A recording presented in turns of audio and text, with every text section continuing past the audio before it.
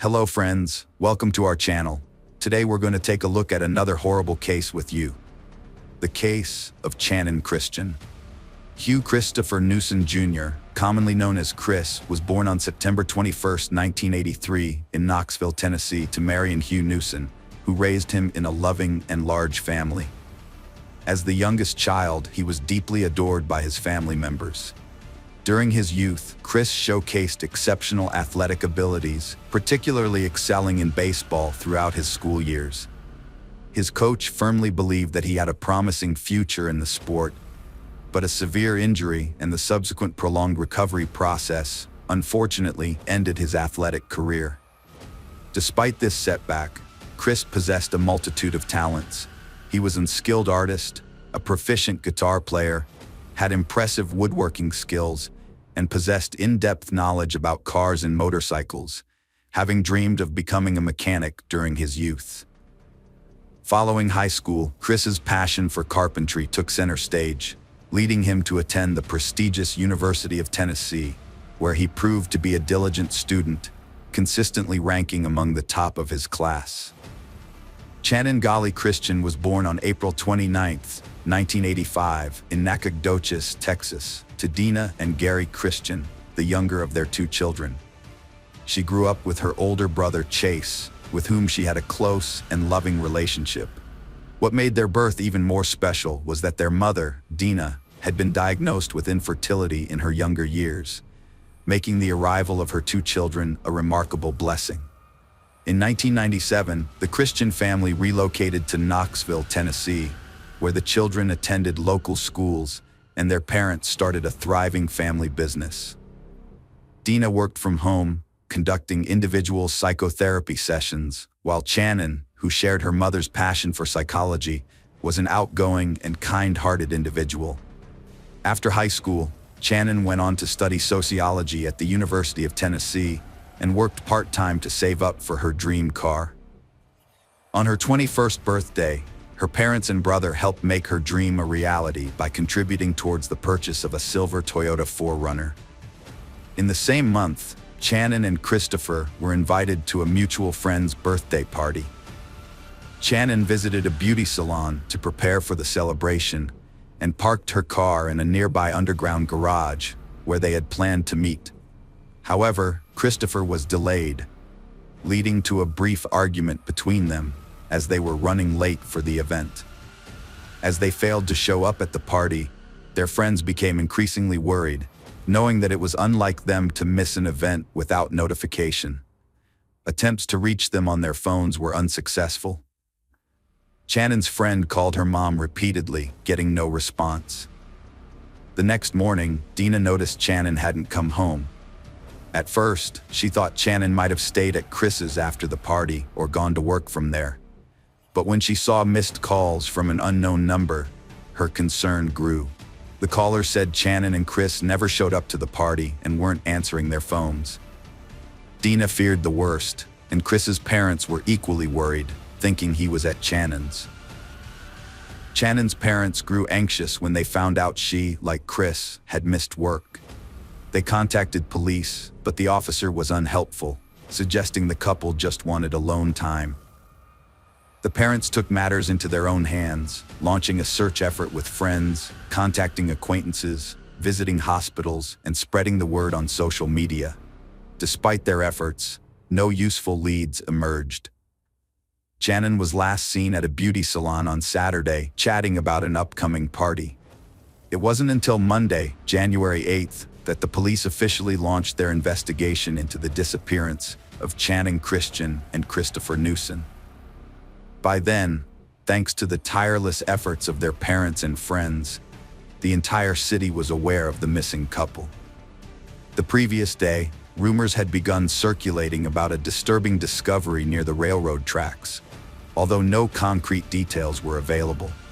A railroad worker, while inspecting the tracks in his designated area, discovered badly damaged human remains on the embankment beside the tracks.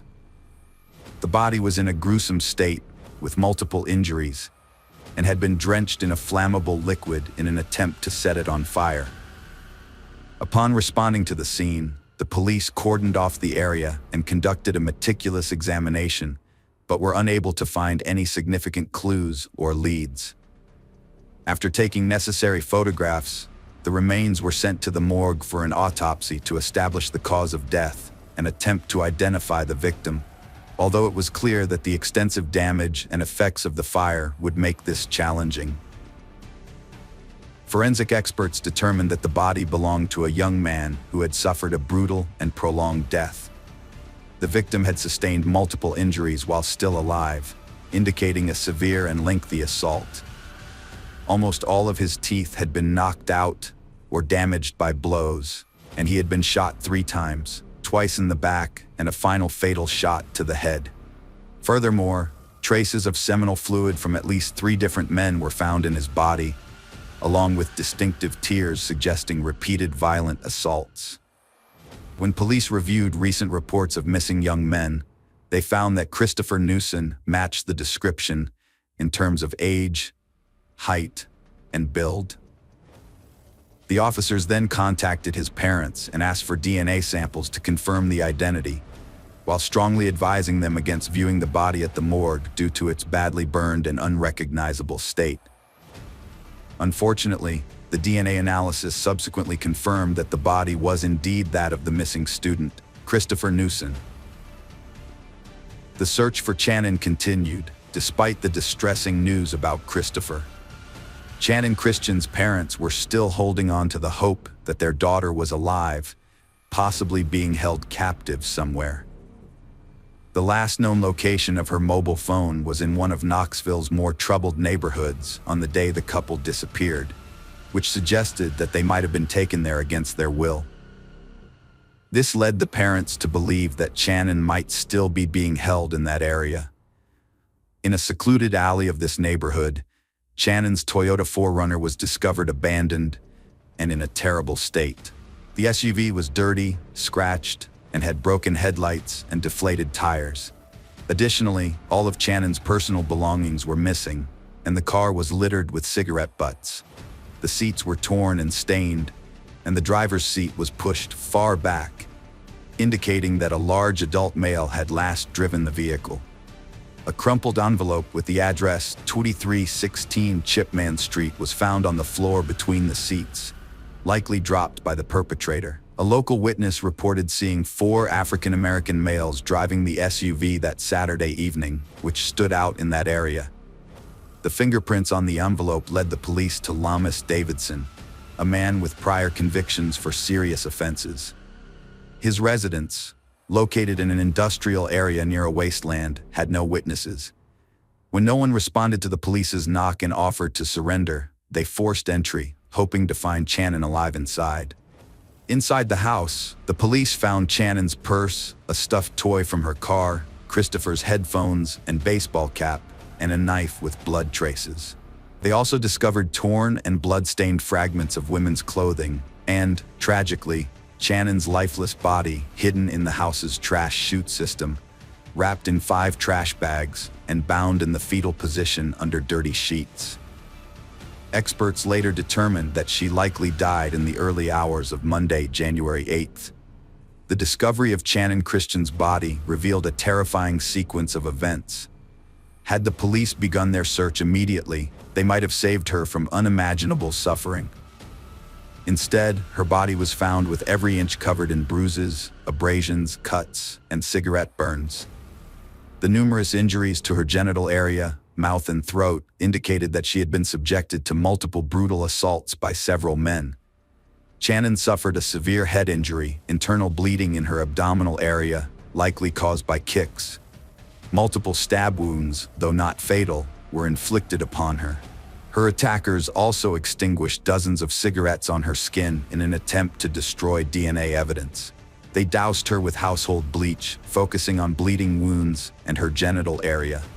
She was then forced to ingest bleach. 5 individuals were involved in the brutal crimes against Channon Christian and Christopher Newsom. Lamarcus Davidson, the owner of the house where Channon's mutilated body and Chris's personal belongings were found, was identified as a fugitive. The police also tracked down Eric Boyd, whose DNA was found at the crime scene. Boyd was arrested on January 11th without resisting and agreed to cooperate with the investigation, stating he wouldn't take the fall for crimes he didn't commit. Boyd revealed that Davidson was hiding in a vacant house listed for sale and personally led the police to the location. As a result, Davidson was caught off guard and offered no resistance. Notably, at the time of his arrest, Davidson was wearing Chris's sneakers. During the investigation, Davidson downplayed his role, portraying himself as a victim. He claimed that the couple had come to his house to buy illegal substances, but got caught up in a conflict with his acquaintances.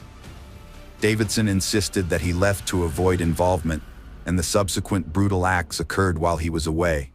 Further investigation led to the identification of 3 more individuals involved in the case: Davidson's friend George Thomas, his half-brother Latalvis Cobbins, and Vanessa Lynn Coleman, an 18-year-old woman.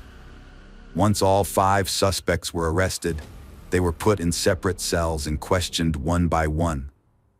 Each of them tried to shift the blame onto the others, unknowingly providing details of the brutal crime. The pieces of their stories helped to reconstruct the sequence of events and the role each played in the brutal act.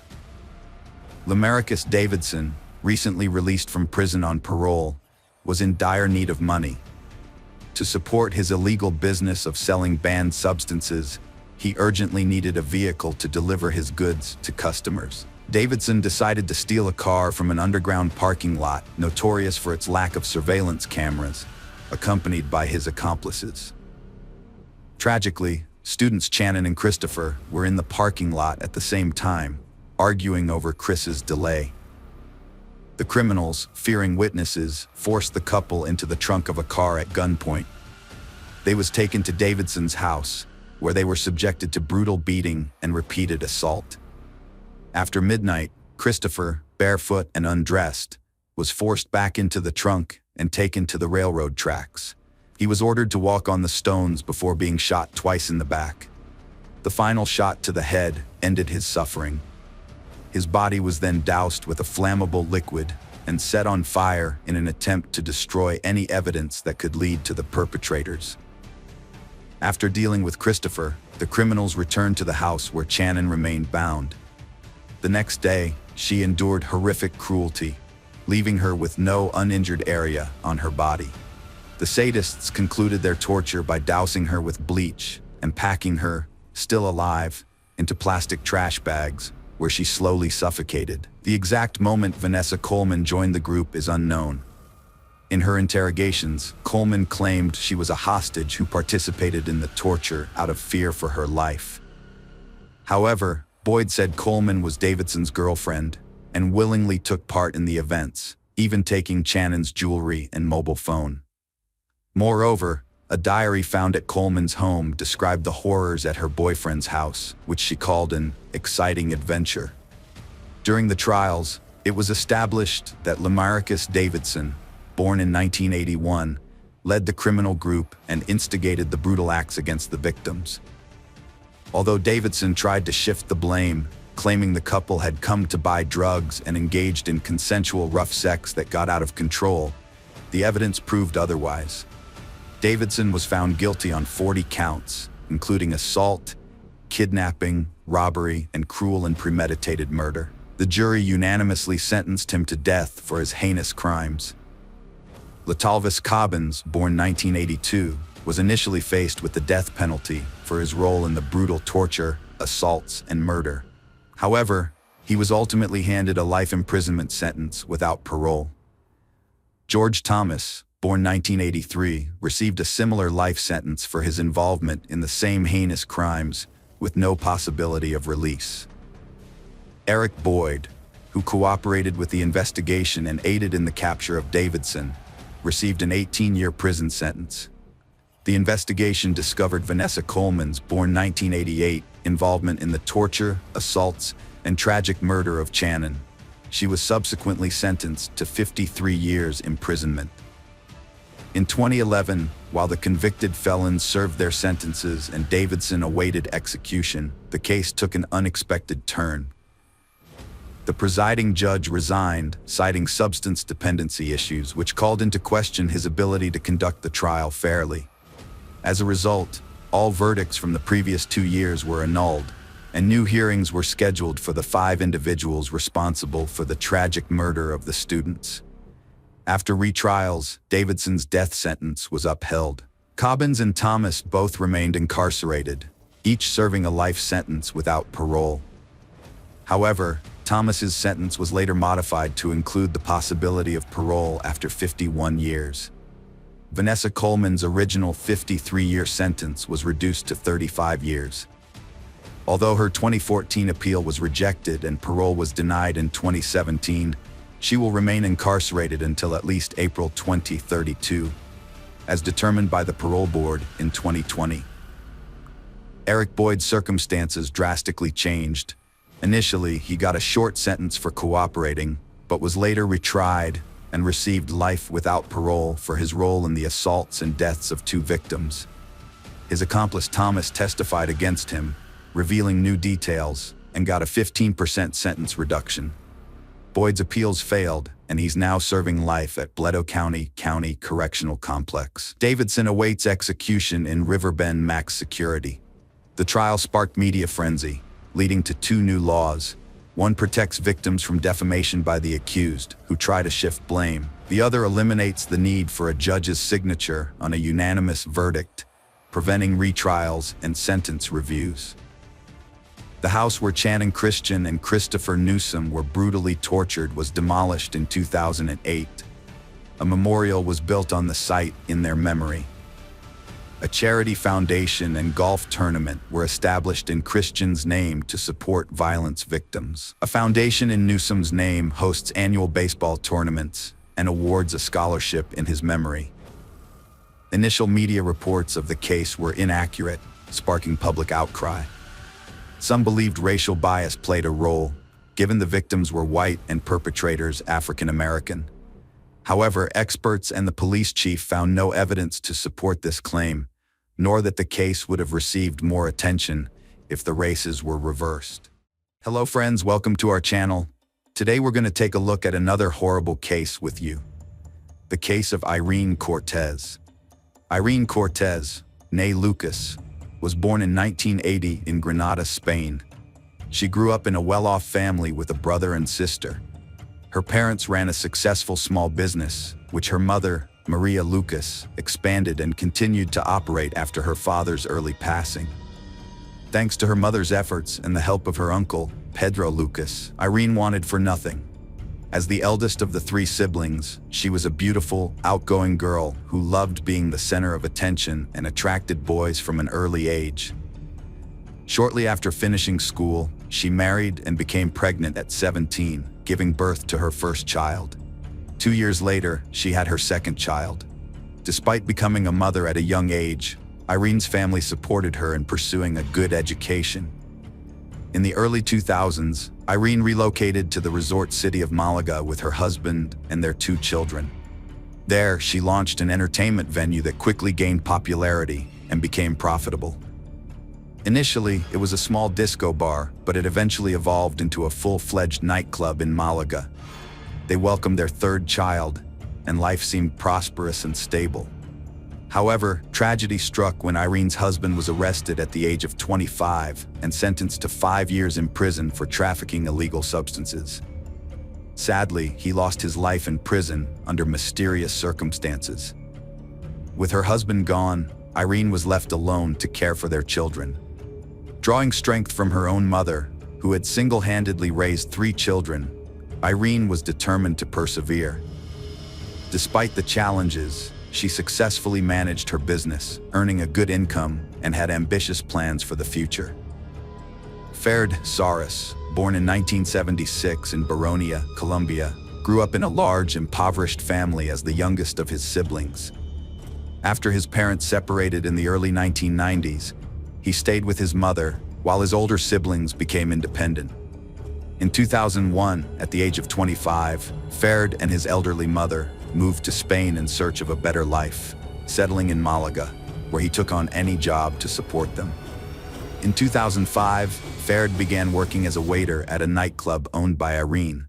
She quickly noticed his hard work and reliability and was also drawn to him. Farid, in turn, did his best to impress her. At the time, Irene's husband was in prison, and she intended to file for divorce once he was released, but he died unexpectedly before she could do so. Irene and Farid's employer-employee relationship soon evolved into romance. Despite Irene having 3 children from previous relationships, and Farid's humble background as a waiter who received a salary from her, their relationship blossomed. Within months of starting their relationship, they made the decision to cohabit. They moved into Irene's spacious apartment, and shortly after, Irene became pregnant with Farid's child. They went on to have 2 children together. Although it is unclear whether they formally got married, Irene retained her first husband's surname, whereas the children she had with Farid took on the Saras surname. Irene's past repeated itself in 2009 when her husband Farid was arrested for distributing illegal substances and imprisoned. Just like her first husband, Farid's imprisonment left Irene alone to care for their 5 children. Although he was sentenced to 3 years, Farid served only 1.5 years due to good behavior and cooperation with the authorities. During Farid's imprisonment, Irene found comfort in the arms of another man and lived with him for 1.5 years. However, upon his release, Farid discovered Irene's infidelity and was understandably furious. He threatened Irene and her lover, even coming close to attacking the man, but narrowly avoided further legal trouble. Ultimately, the situation was resolved peacefully. Farid chose to forgive Irene for the sake of their children, and they resumed their life together, as if the imprisonment and infidelity had never occurred. Irene's family members had always harbored doubts about Farid. Her mother and uncle disapproved of their relationship, suspecting that Farid was only interested in Irene's wealth. Additionally, Irene's older children from her previous marriage never accepted Farid, whereas the youngest, whom Farid had raised since the age of 2, saw him as a father figure. In early 2011, Irene's husband Farid told her he needed to visit his homeland of Colombia because his father was severely ill. Farid's estranged father had been diagnosed with advanced cancer, and his sister in Barranquilla had informed him of the situation. Irene, who had always wanted to visit Colombia, decided to accompany him. She was eager to meet Farid's father, whom she had never met, and experience the famous Barranquilla Carnival, which usually takes place in late February. Irene, who hadn't taken a vacation in years due to her dedication to work and raising their 5 children, saw this trip as a much-needed break. They planned a 10-day trip, and Irene's mother and younger sister agreed to take care of her children during that time. Despite her mother Maria Lucas's attempts to dissuade her from the journey due to a bad premonition, Irene ignored her concerns. At the same time, the family faced financial difficulties due to a seasonal downturn in their business. Although Irene had €3,000 in cash saved at home, she discovered that the money had mysteriously disappeared on the eve of their trip, almost canceling their plans. Irene quickly borrowed the necessary funds from her uncle and close friends, booked their flight tickets, and reserved a hotel in the city center, thoroughly preparing for a journey that would tragically be her last. On February 27, 2011, Irene and her partner Farid arrived in Colombia after an uneventful flight and checked into their hotel. Irene called her mother to reassure her that they had arrived safely. However, 2 days later, Farid informed Irene's 14-year-old son that his mother had died. At first, Farid claimed that Irene had died in an accident, but it soon emerged that she had been murdered during a robbery at a bar in the Baronia neighborhood. The case quickly gained widespread media attention in Colombia, with reports suggesting that Irene, a Spanish tourist, had been killed by robbers who had fled the scene, prompting a massive police manhunt. However, the circumstances of the robbery and murder seemed suspicious. The attackers did not appear to have stolen anything, instead shooting Irene in the heart before fleeing in haste. Despite witnessing the shooting, Farid appeared calm during an interview with journalists, which did not match the image of a grieving widower. The Spanish embassy in Bogotá confirmed Irene's murder and announced that her remains would be repatriated after the necessary investigations. The exact events of the night of March 2nd remain unclear, and authorities are currently pursuing the attackers responsible for the senseless crime. Surveillance footage provided crucial clues in the mysterious death of Irene Cortez. The footage, captured by cameras at the scene of the crime, shed light on the events of March 1st. That evening, Irene and her partner Farid Garris had made plans to meet Farid's brother, his sister, and their spouses. The group of 6 friends spent the day at the carnival, took a stroll around town, and then headed to a local bar for dinner and entertainment, following Farid's suggestion. By 1 a.m., Irene, Farid, and his relatives were the only customers remaining at the bar. At around 2 a.m., 2 young men, who looked out of place, sat down away from the group. They didn't order anything and seemed uncomfortable, which caught the attention of the bar manager due to their suspicious behavior. Additionally, their youthful appearance prompted the manager to check if they were of legal age to be in the bar. When asked for their IDs, the young men refused to comply, and when told to leave, one of them pulled out a gun, aiming it at the manager. The other man produced a knife, but quickly moved out of the camera's view. The gunman pushed the manager aside and approached Irene's table, announcing that they were being robbed and demanding that they hand over their mobile phones and cash. The man with the knife reappeared, presumably to collect the valuables, while the gunman continued to threaten the group. However, he didn't get a chance to act. Faced with the gunman, Irene was ordered to stand up so that Farid could be searched. As Irene reached for her purse, the assailant suddenly lunged at her with the hand holding the gun. A shot was fired, striking Irene directly in the chest, causing her to collapse to the floor. The assailants then fled the scene without taking any valuables. Farid and his brother chased after the robbers, while his sister tried to stop Irene's bleeding, and his brother's wife called the emergency services. Unfortunately, the culprits escaped. The men returned to the bar, trying to aid Irene, but it was too late. The emergency responders arrived quickly, but Irene died on the way to the hospital, leaving behind a baffling case and a grieving family.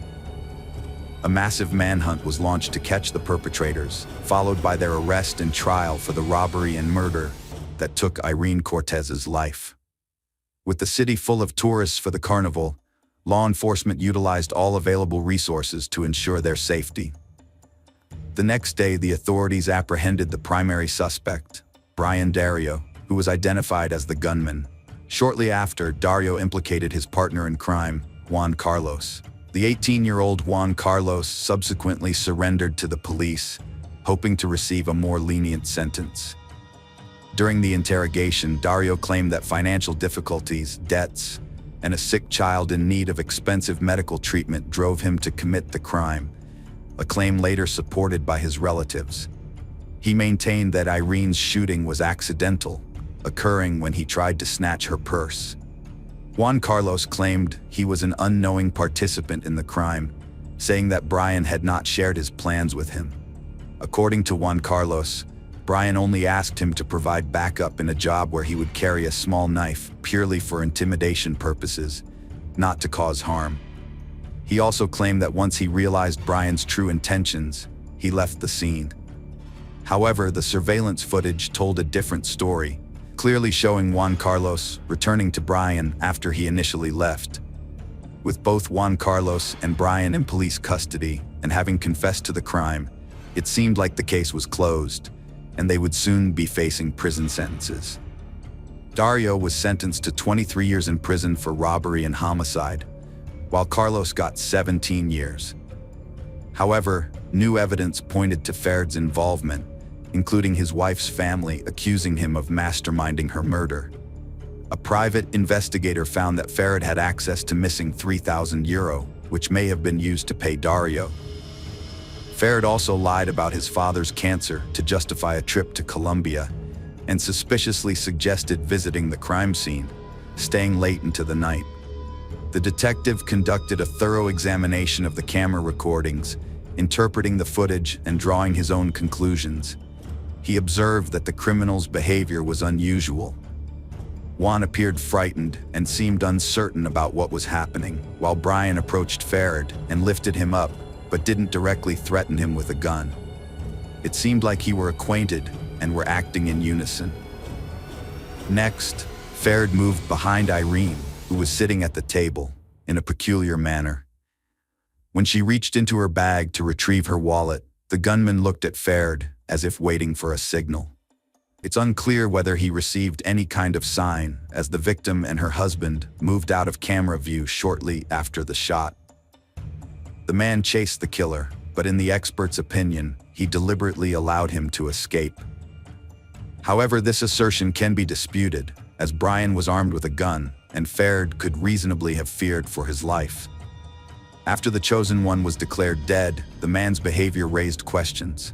Despite the tragedy, he appeared composed, giving interviews to reporters and discussing details of the event without showing visible signs of distress or grief. Another puzzling aspect was his decision to inform Irene's 14-year-old son of his mother's death, rather than contacting her mother, uncle, or other adult relatives. According to Maria Lucas, this choice was deliberate, intended to inflict pain on the teenager, as punishment for not respecting the stepfather's authority. Irene's uncle, Pedro Lucas, was the first to speak out in the press, sharing his suspicions and the investigation's findings. He believed that Ferd had planned the trip in advance, luring Irene into a trap. The stolen money was allegedly used to hire a killer, and Ferd intended to assume guardianship over the children and take control of his late wife's business.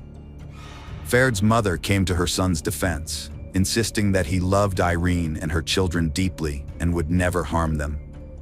However, she inadvertently revealed a telling detail, mentioning that Irene's infidelity had offended Ferd's pride, suggesting a potential motive for the crime. A new development emerged concerning Garris leaving Spain, allegedly using fake documents to do so. This was noteworthy because he was not allowed to leave the country at that time, having recently been released from prison on parole. Garris denied this information, claiming he left Spain legally and that Irene acted as his guarantor.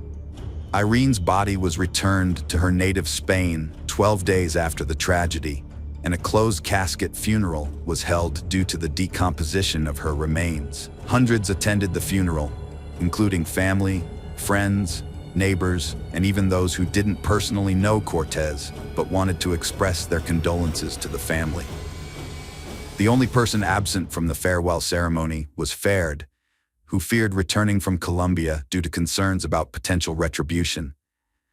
Ferd claimed that his late wife's relatives had repeatedly threatened him and his elderly mother. Before flying back to Spain, he intended to request protection from the authorities to ensure his safety. He sought a protective order to attend the funeral, but his request was denied, and Garris decided not to take the risk. In response, Ferd filed a court complaint against his deceased wife's relatives, alleging they prevented him from returning home. However, Maria and Pedro Lucas denied his claims, stating they wanted him to return to Spain to face trial. New court proceedings focused on fresh claims against Ferd, questioning Dario and Carlos in a Colombian prison about their link to Garris and prior planning. Brian denied this, saying the murder was an unplanned result of a botched robbery, and he never met Ferd before. Dario admitted that he was under the influence of alcohol and prohibited substances on the evening in question, which explained his poor recollection of the event's chronology. Carlos, on the other hand, maintained that his friend had not involved him in his plans, and that everything that happened in the bar had been as shocking to him as it was to those they attacked. Juan seemed to be telling the truth, but Brian's words about who made the fatal shot raised some doubts. It was puzzling that, despite not committing the robbery, Brian ended up in prison, yet his sick child still received the necessary expensive treatment. Brian claimed that kind-hearted people who learned about his motive had helped him. However, the Lucas family lawyers attempted to prove that the €3,000 stolen from Irene, which Ferd had paid for her murder, were spent on the treatment, but this version was never proven. Garris decided to return to Spain only after obtaining a court order that guaranteed his safety. Several months had passed since the tragedy, and the media frenzy had subsided. Upon his return, Garris claimed to have brought investigation materials that proved his innocence in his wife's murder. He cited his main reason for returning as a desire to care for the children he shared with Irene, who had been under the care of the deceased's relatives during his absence. 6 months after the incident, Ferd granted a major interview in which he shared a devastating update. He had lost almost everything that mattered. He was unemployed, his passport had been revoked, and as a result, he was stuck in the country with no way to leave. To make matters worse, his friends had abandoned him, and his late wife's mother and uncle had forbidden him from seeing his own children. Ferd repeatedly clashed with Maria and Pedro Lucas in court, alleging that they had threatened him. Meanwhile, they tried to prove that he was involved in Irene's murder. Despite their efforts, neither party could provide sufficient evidence to support their claims. In the end, the grandmother and uncle retained custody of the children, and Ferd was unable to inherit any of his late wife's assets. Hello friends, welcome to our channel. Today we're going to take a look at another horrible case with you, the case of Ellen Greenberg. Ellen Ray Greenberg was born in New York in June 1993 to Santa and George Greenberg. As their only child, she grew up in a loving and nurturing environment. During her high school years, Ellen was a dedicated team player and demonstrated great athletic potential. She was characterized as energetic, restless, and outgoing, yet she also excelled academically, particularly in the humanities. After graduating from high school, Ellen attended Pennsylvania State University, where she earned a degree in public relations. However, she soon realized this wasn't the career path she wanted to pursue. In parallel with her job, she enrolled in a pedagogical institute's correspondence department, and a few years later, successfully defended her diploma.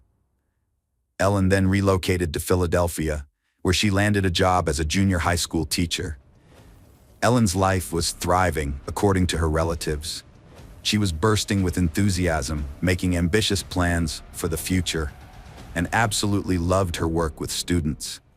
It was during this period that she met Samuel, also known as Sam Greenberg, a young man from a wealthy and prominent family in the city.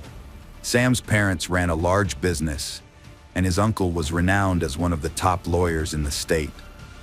The two met in 2009 at a party through mutual friends and instantly clicked. Their friendly banter soon turned into a whirlwind romance, and they decided to move in together shortly after.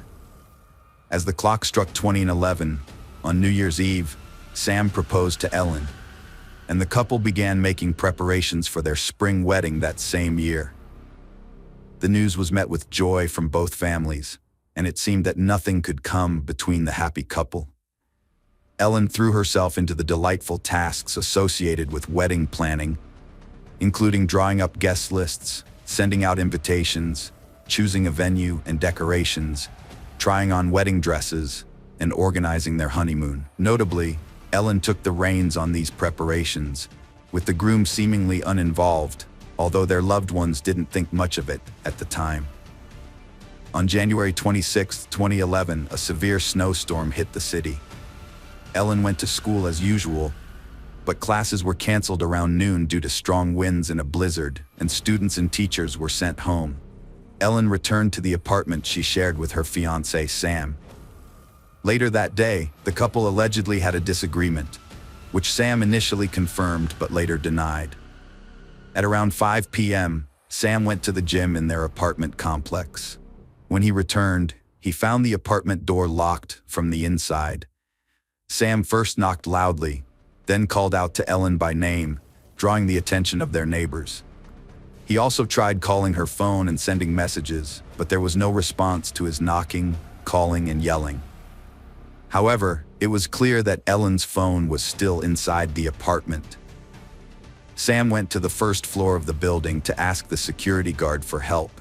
He explained the situation and asked if it was possible to open the front door, but the guard said he didn't have the authority to do so and couldn't leave his post. Sam returned to his floor, determined to take action. He used his shoulder to force open the door, managing to break the latch on the first try. As he entered the kitchen, he was met with a horrific sight. Ellen was sitting on the floor, her back against the cabinet door, her body brutally slashed with a knife and her clothes covered in blood. Sam immediately called emergency services, describing the scene.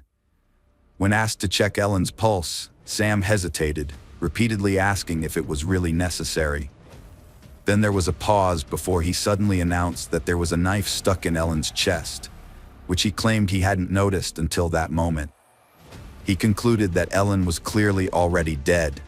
The police officers who responded to the call were taken aback, having never encountered a scene like this in their extensive careers.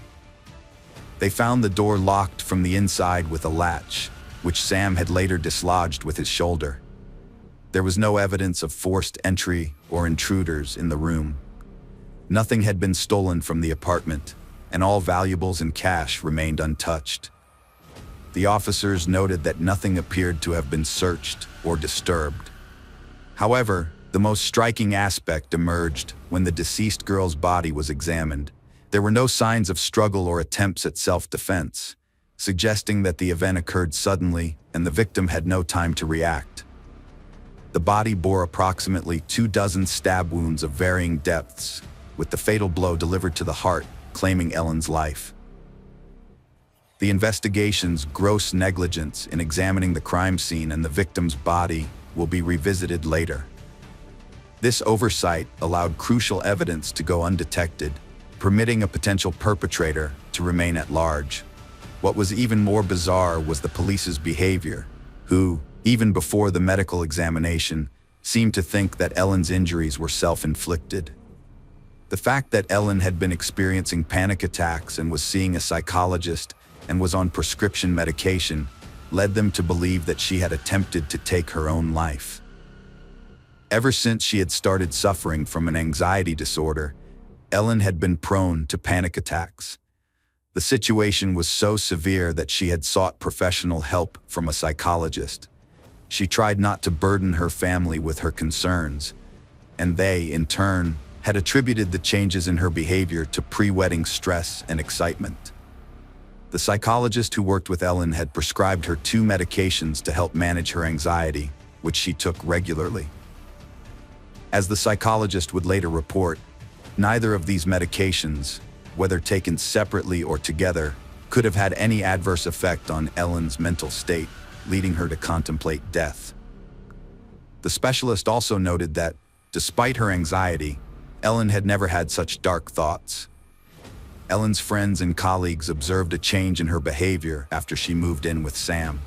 She became anxious, restless, and hesitant to make decisions without consulting him. Whenever faced with a situation, Ellen would say she needed to discuss it with Sam and couldn't give an answer without his input.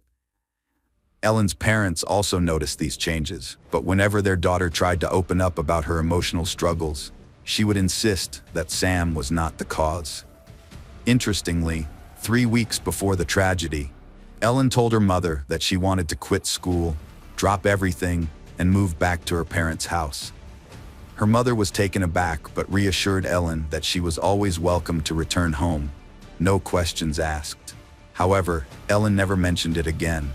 Later, it was suggested that after the couple moved in together, Sam became violent towards his fiancée, and she lived in fear, too afraid to confide in anyone about the abuse. Although the psychologist Ellen saw did not confirm or deny this, they observed that Ellen struggled to put her feelings into words and describe what was troubling her.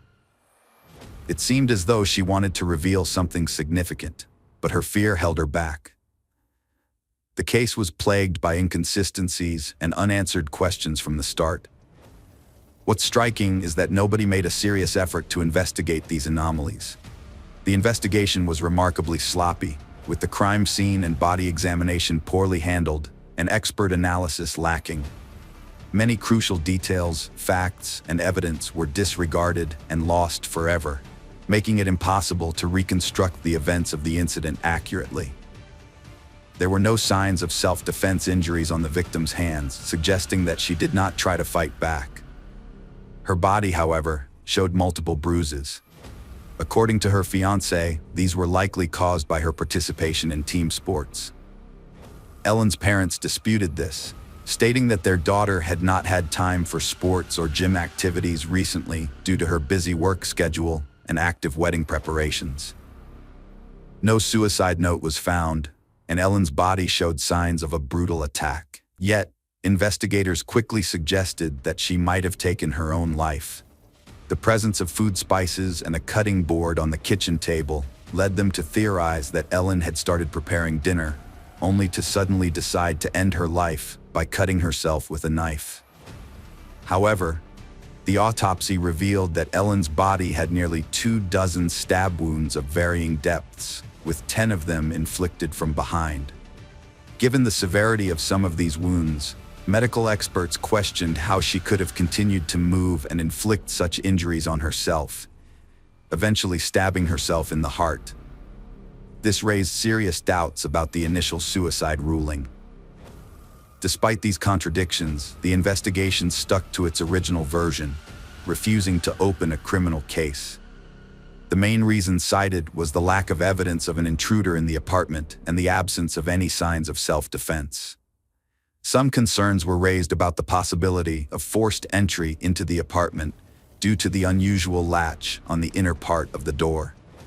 This latch could be closed from the outside, but not fully. If the latch had been fully closed from the inside, it would have been impossible to break it open with a single shoulder blow without damaging the doorway. However, based on the nature of the damage, it appeared that the latch was only partially closed, which would have been possible from outside the door. Sam testified that he sought help from a security guard, who accompanied him upstairs and witnessed him kicking down a door. However, the guard disputed this, stating that he never left his post. Despite this discrepancy, the investigation did not pursue the matter, deeming it irrelevant. The investigation reviewed footage from a single surveillance camera leading to the gym, which showed Sam walking towards the gym and then returning. Although it is possible that Sam exited through another passage and returned to the gym during the intervening time, his alibi was not investigated, and potential witnesses who could confirm or deny his presence at the gym were not interviewed. Sam didn't call the police until an hour after he discovered the door was locked, and his fiancée didn't respond to his knocking and shouting. When he finally made the call, the officer who took it noticed that Sam was acting strangely, despite his frantic screams and wails. The specialist was suspicious of Sam's behavior, thinking it was an act, because although he was calm enough to answer questions, his voice wasn't shaking when asked to start administering first aid. At first, Sam questioned the need to do so, then calmed down, and finally mentioned a knife stuck in his girlfriend's chest, which he claimed not to have noticed earlier. It's worth noting that before calling the police, Sam called his parents and his lawyer uncle, who arrived at the apartment before the police and went with Sam to the station to make a statement. The next day, Sam and his uncle went back to the sealed-off apartment to collect some personal belongings, taking all of Ellen's electronic devices, 2 laptops, a phone, and a tablet. A few days after the investigation began, detectives unexpectedly decided to examine the devices in question, only to discover that the search history contained queries related to suicide. When police officers arrived at the scene, they conducted a brief investigation and hastily concluded that Ellen had committed suicide. Even when new evidence came to light, they refused to reconsider their initial ruling. The sequence of events surrounding Ellen's wounds couldn't be determined, but it was clear that the fatal blow was to the heart. The medical examiner who performed the autopsy found this unusual and decided to conduct a further investigation. He sent a sample of Ellen's spine to a specialist to determine if her spinal cord was damaged. If it was, Ellen would have been paralyzed and unable to inflict the fatal wound herself. However, the specialist suddenly changed his mind, abandoned the investigation, and claimed that the spinal cord was intact. Despite this, the report was never attached to the case files. The authorities also overlooked the fact that, despite the extensive wounds on Ellen's body, there was very little blood at the scene, suggesting that someone may have cleaned it up.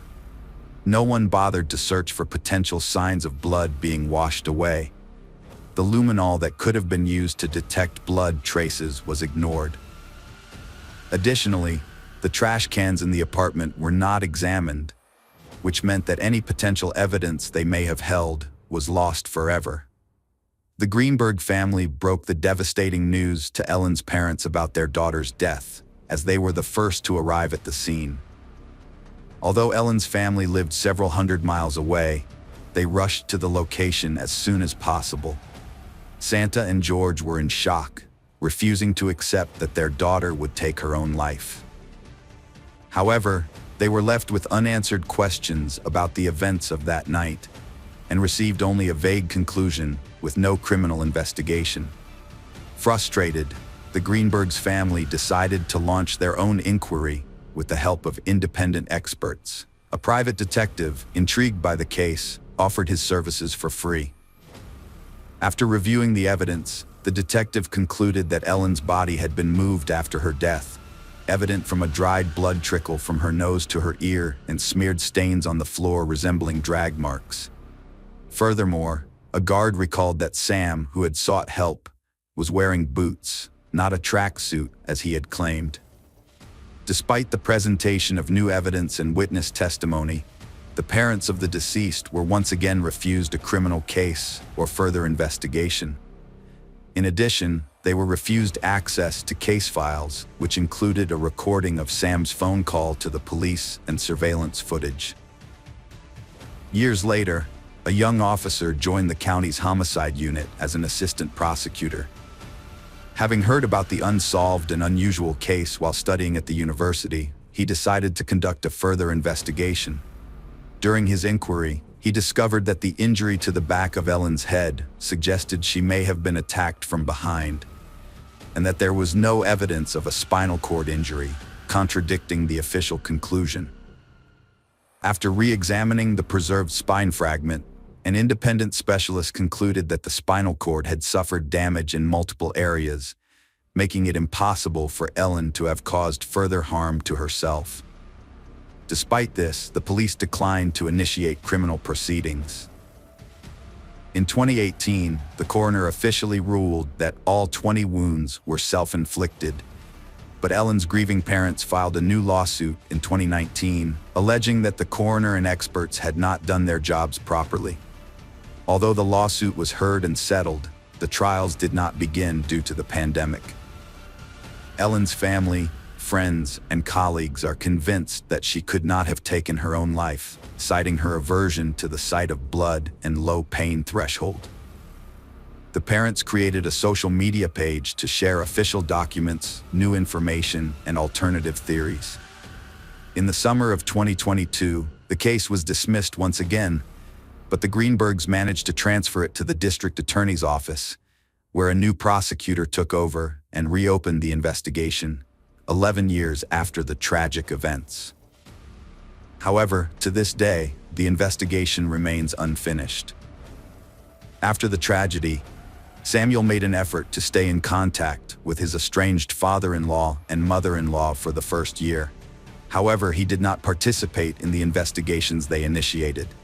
He refused to cooperate with the police and showed no interest in the case. He openly accepted the official account that his fiancée had inflicted the fatal injuries on herself. Samuel soon found comfort with another woman and married her just a year later. He and his new wife moved to a different state and ended all ties with the Greenberg family. Today, Samuel and his wife are raising 2 children together, and he tries to forget about his deceased ex-fiancée. Hello friends, welcome to our channel. Today we're going to take a look at another horrible case with you. The case of Soraya Sierra. Soraya Sierra was born on November 9, 1979, in New York, the second of 3 children in a large family. She grew up with her older brother David and younger sister Christina. Her parents, Dennis and Bethany Jimenez, were of Puerto Rican descent and had immigrated to the United States in 1973, settling in Manhattan, where their children were born. After moving, the couple joined a local Protestant community and converted to evangelical Christianity. They raised their children in a strict environment, adhering to the religious principles of their adopted faith. The family was regular churchgoers, socialized with other community members, and the children attended Sunday school. Soraya was an active and creative person who stood out for her strong will and complex personality. Unlike her younger sister Christina, who was quiet, obedient, and modest, Soraya was seen as a rebellious and mischievous individual. However, she still respected her parents and acknowledged their authority. In the Jimenez household, there were strict rules that everyone followed. These rules governed daily routines, everyday moments, and behavioral norms. For instance, the daughters were not allowed to interact with boys, go on dates, or stay out past 9 p.m.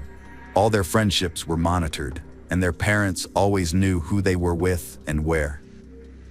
As a result, Soraya's life revolved around home, school, and church, and her social circle was limited to people she met in those places. Soraya, active, energetic, socially oriented girl, was bored and cramped within the framework in which she was kept, but her parents were sure that they were doing the right thing for the good of their children. During her school years, Soraya planned to enter a pedagogical university and become a teacher in the field of culture or arts. But closer to the end of her studies, she became interested in psychology and began to think about connecting her future profession with this field of activity. At a religious community meeting, a young woman named Soraya caught the eye of Stephen Sierra, a man 7 years her senior. He was the first to approach her, finding an excuse to chat. Soraya was just 18 at the time, and with her parents' approval, the two started dating.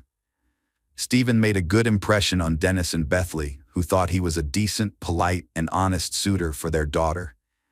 Though Soraya wasn't deeply in love with Stephen, she agreed to marry him, largely to gain independence from her parents' household and strict control. Despite having a good relationship with her parents, Soraya yearned for the freedom to make her own choices and shape her own future. Less than a year after they met, Soraya and Stephen got married in February 1999. At the time, Soraya was 19 years old, and Stephen was 26. After the wedding, they moved to Michigan, where Stephen's parents lived. This was a big change for Soraya, who had spent most of her life in her native New York. The new surroundings seemed to invigorate her, and she threw herself into making their new house a home, enjoying new friendships, and exploring the local area. She got a job as a receptionist at a dental office and started thinking about pursuing a college degree. Soraya soon became pregnant and gave birth to 2 children, a boy and a girl. As a result, she had to put her plans to attend university on hold, as she was fully devoted to motherhood and found joy in it. A couple of years later, the Sierra family, now with 2 young children, made another move, this time to sunny California, where they settled in the charming Silver Lake neighborhood of Los Angeles. There, Stephen was offered a job opportunity. However, it soon became clear that his earnings were insufficient to support their lifestyle. After discussing their situation, they decided to return to New York, eventually settling into a modest rented apartment located near the home of the Jimenez family. At that time, the couple, Soraya and her husband, were struggling with serious financial issues. With Soraya staying at home to take care of the children, her husband had to make do with irregular income, which led to periodic debt. However, things started to look up when the children began attending school, and Soraya landed a job at an advertising agency. Around the same time, Stephen found a stable job as a bus driver on one of the city routes. In her late 20s, with the children grown and their lives stable, Soraya revived her long-held plans to pursue higher education. Unlike her earlier interest in pedagogy, she now opted for the psychology faculty at a local university. However, Soraya soon lost enthusiasm for her studies, finding the lengthy lectures dull and uninspiring. She decided to explore alternative fields, seeking a profession that would excite, inspire, and allow her to express herself. Since Soraya was a creative person with a talent for drawing and finding beauty everywhere, she became fascinated with photography. She joined a renowned New York photography community to develop her skills, and it soon became apparent that she had a real gift.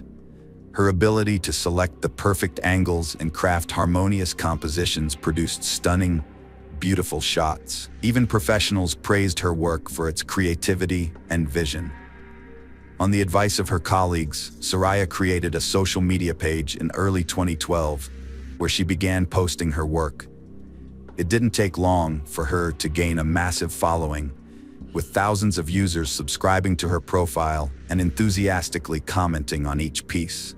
In just a few months, she became a star, and her subscriber count continued to grow exponentially. The sudden fame left her feeling dizzy. Soraya felt a strong desire to achieve more and improve her skills, so she proposed organizing a group photo tour to search for unique and breathtaking locations around the world. Soraya Sierra began by taking short trips within her native country, where she developed a specialty in capturing architectural ensembles and historical monuments through her lens. Her photographs garnered great success, which fueled her desire to explore further. She set her sights on Istanbul, one of the world's most ancient and beautiful cities, intent on photographing its iconic landmarks and historical sites. Although her parents were hesitant about her traveling abroad for the first time, Soraya was resolute.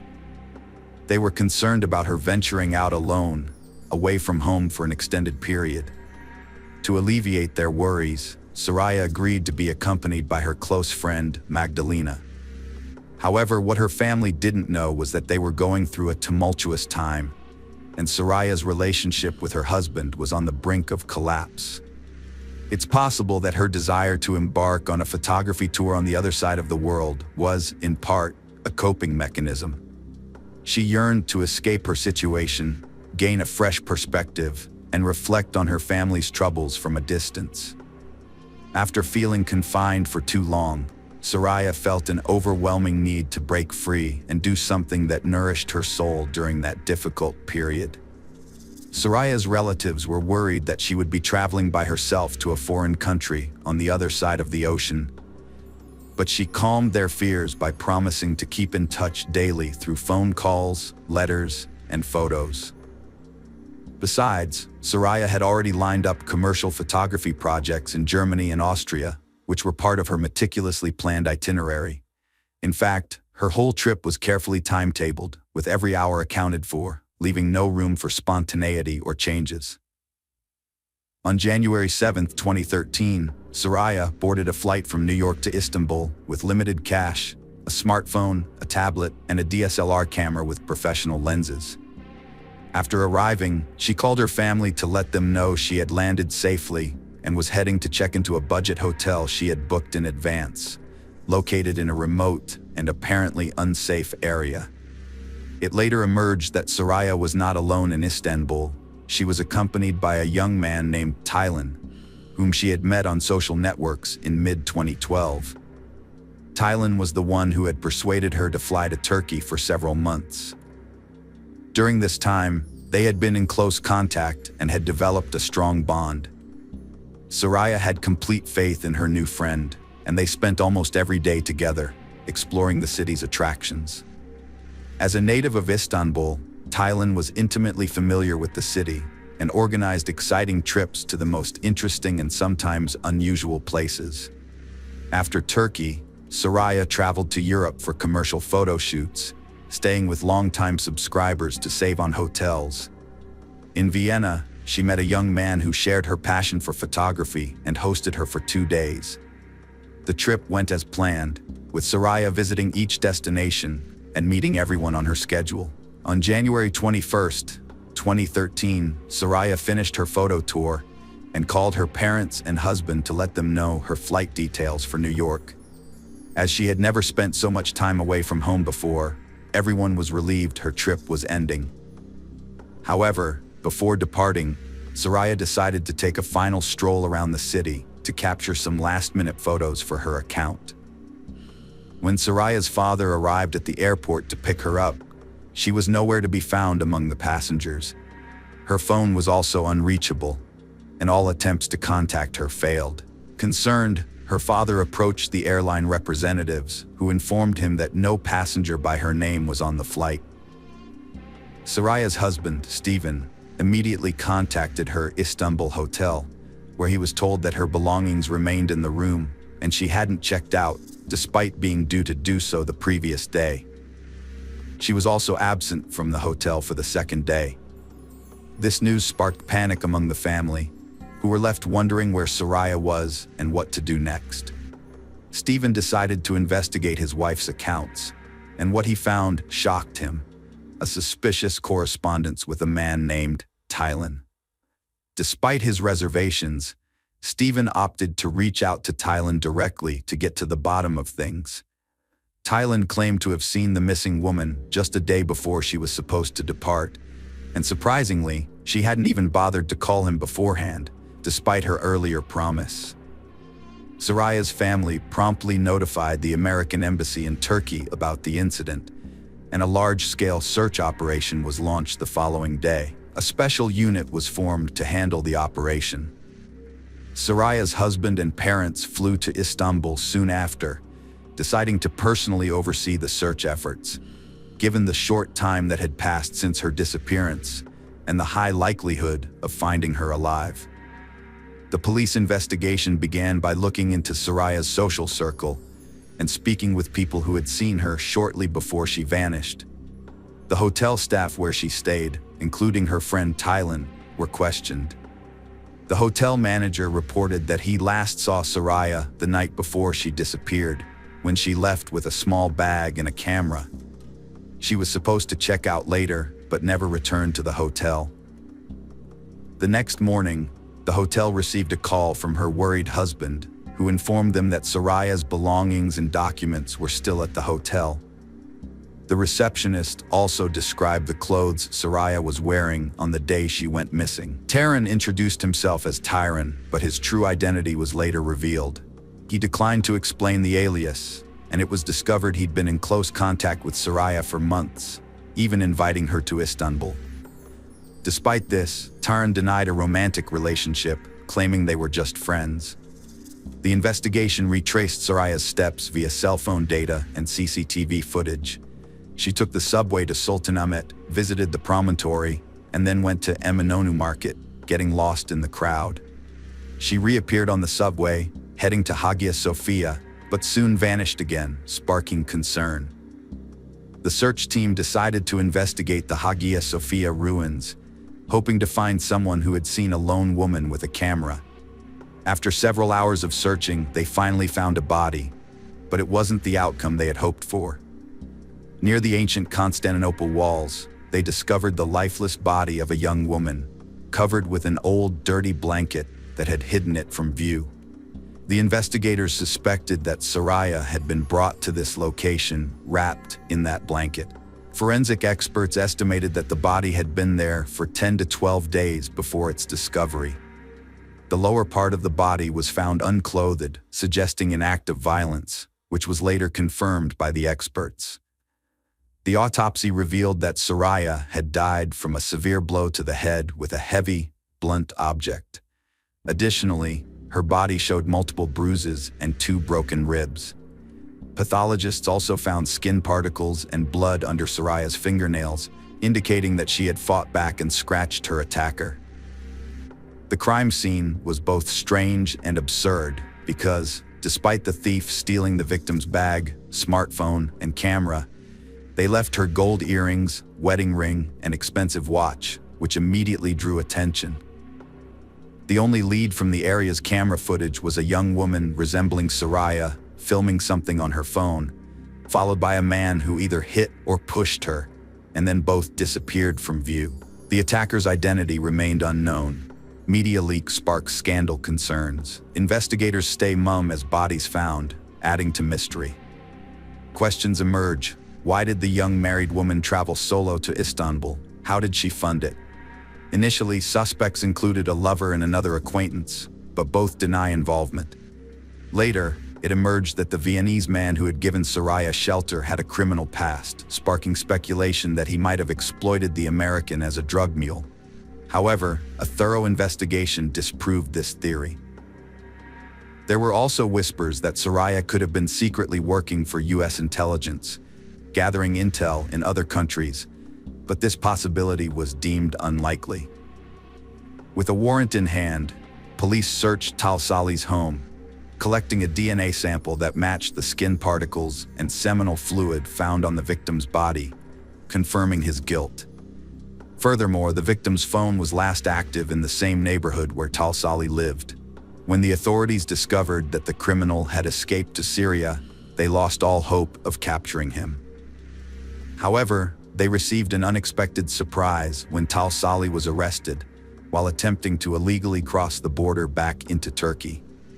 After joining the Syrian rebels and acquiring weapons, he was injured in the conflict and decided it would be safer to return home.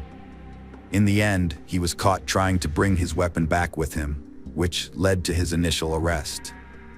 When Talsali was questioned, he gave a disturbingly detailed account of what happened. He claimed to have been on a hiking trail along the walls of Shebeku when he saw a young woman, Soraya, taking pictures.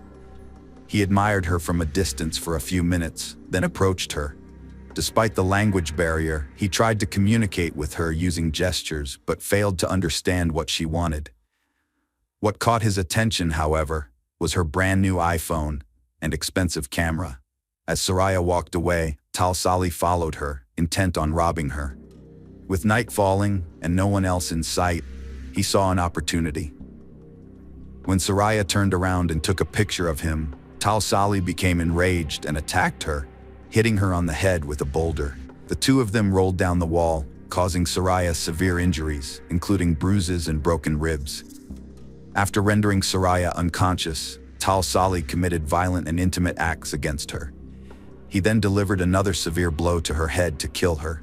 Talsali stole Soraya's bag, camera, and phone and left the scene. On his way, he found a discarded blanket and returned to cover Soraya's body with it. By then, it was dark, and the chances of running into someone at the wall were minimal. Once he returned, he dragged the body to the side, positioning it so it wouldn't be visible from the nearby hiking path. He then covered it with a blanket and left the scene. During the search for the American woman, the perpetrator surprisingly revisited the crime scene to ensure she was dead and that her body remained where he had left it. When Talsali found out through the news that his victim's body had been discovered, he realized the police would soon be on his tail. So he decided to flee the country, borrowing money from his sister, who had always felt sorry for him. Incidentally, he was unable to benefit from the stolen goods, as the camera was damaged during the fall, and the smartphone was locked with a password he couldn't crack.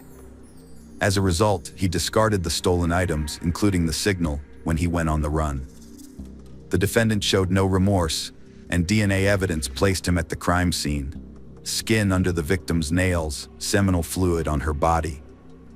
His phone was last used near his home, and a video recording caught the attack. After all the evidence was presented, the decision was made to conduct a psychiatric examination, driven by the suspicion that Talsali might be insane, given the disturbing nature of his actions, behavior, and the unsettling calmness with which he graphically described the atrocities he had perpetrated.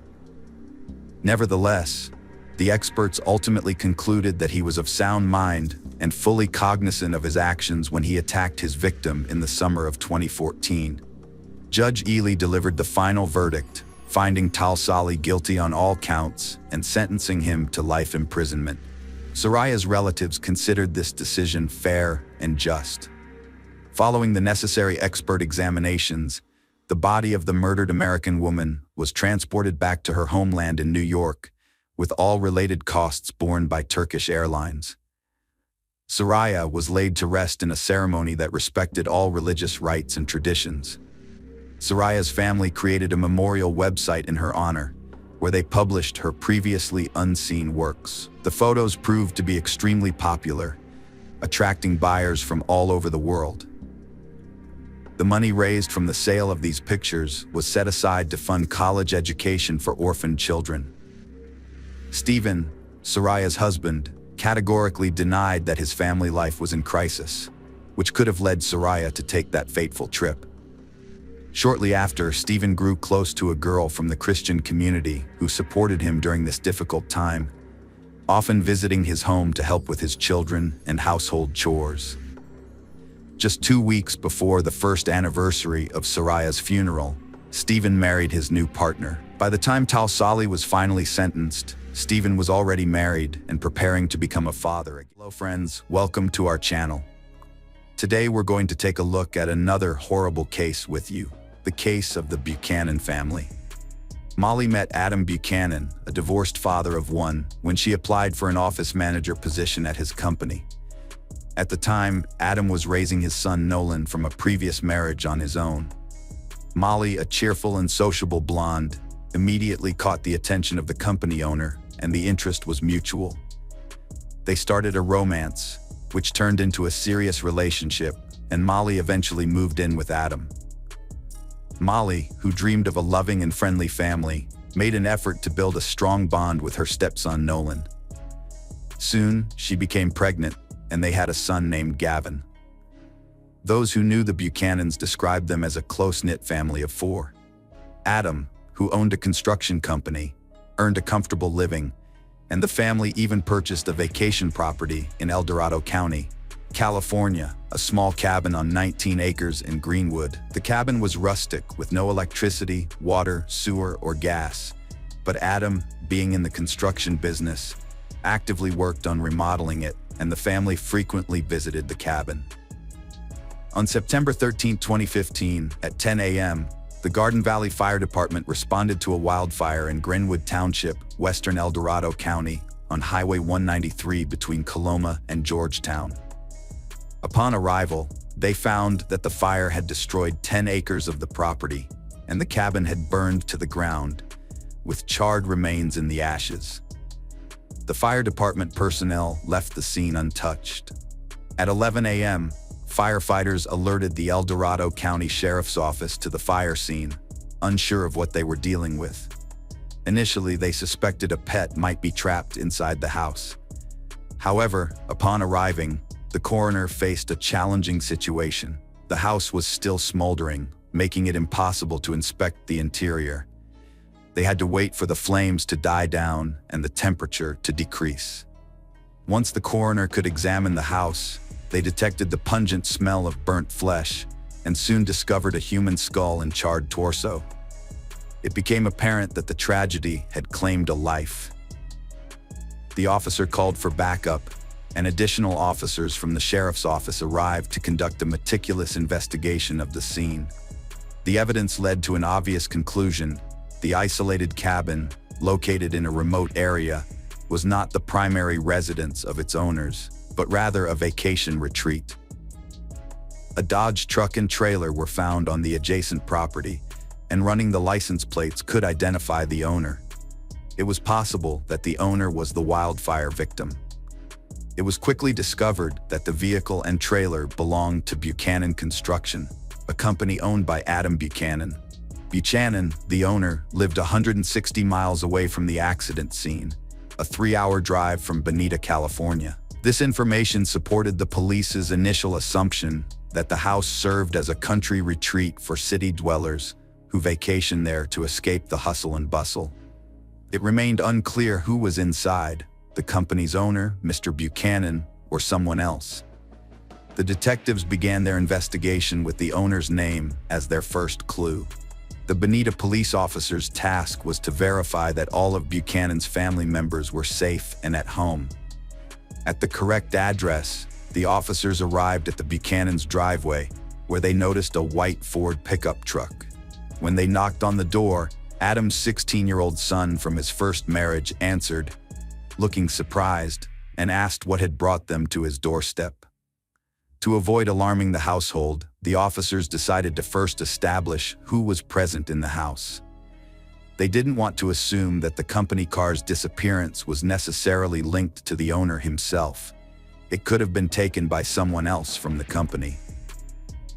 Nolan Buchanan informed the officers that his father, Adam, had left for the weekend to his country estate, 160 miles away, with his partner Molly and their 8-year-old son Gavin, and they were expected to return in the evening. According to Nolan, his father had entrusted him with taking care of the house. Although the remains found in the cabin were not yet confirmed to be those of the Buchanans, the information gathered and the discovery of 2 sets of remains by the evening of September 13th were enough to declare the family missing. The El Dorado County Police visited Nolan's home on September 14th to question him further and determine who had perished in the fire. However, they were met by Adam's parents, Howard and Susan Buchanan, who explained that their son, the cabin's owner, regularly visited the property to perform his own repairs. The parents were extremely worried, having been unable to contact their son or daughter-in-law until then.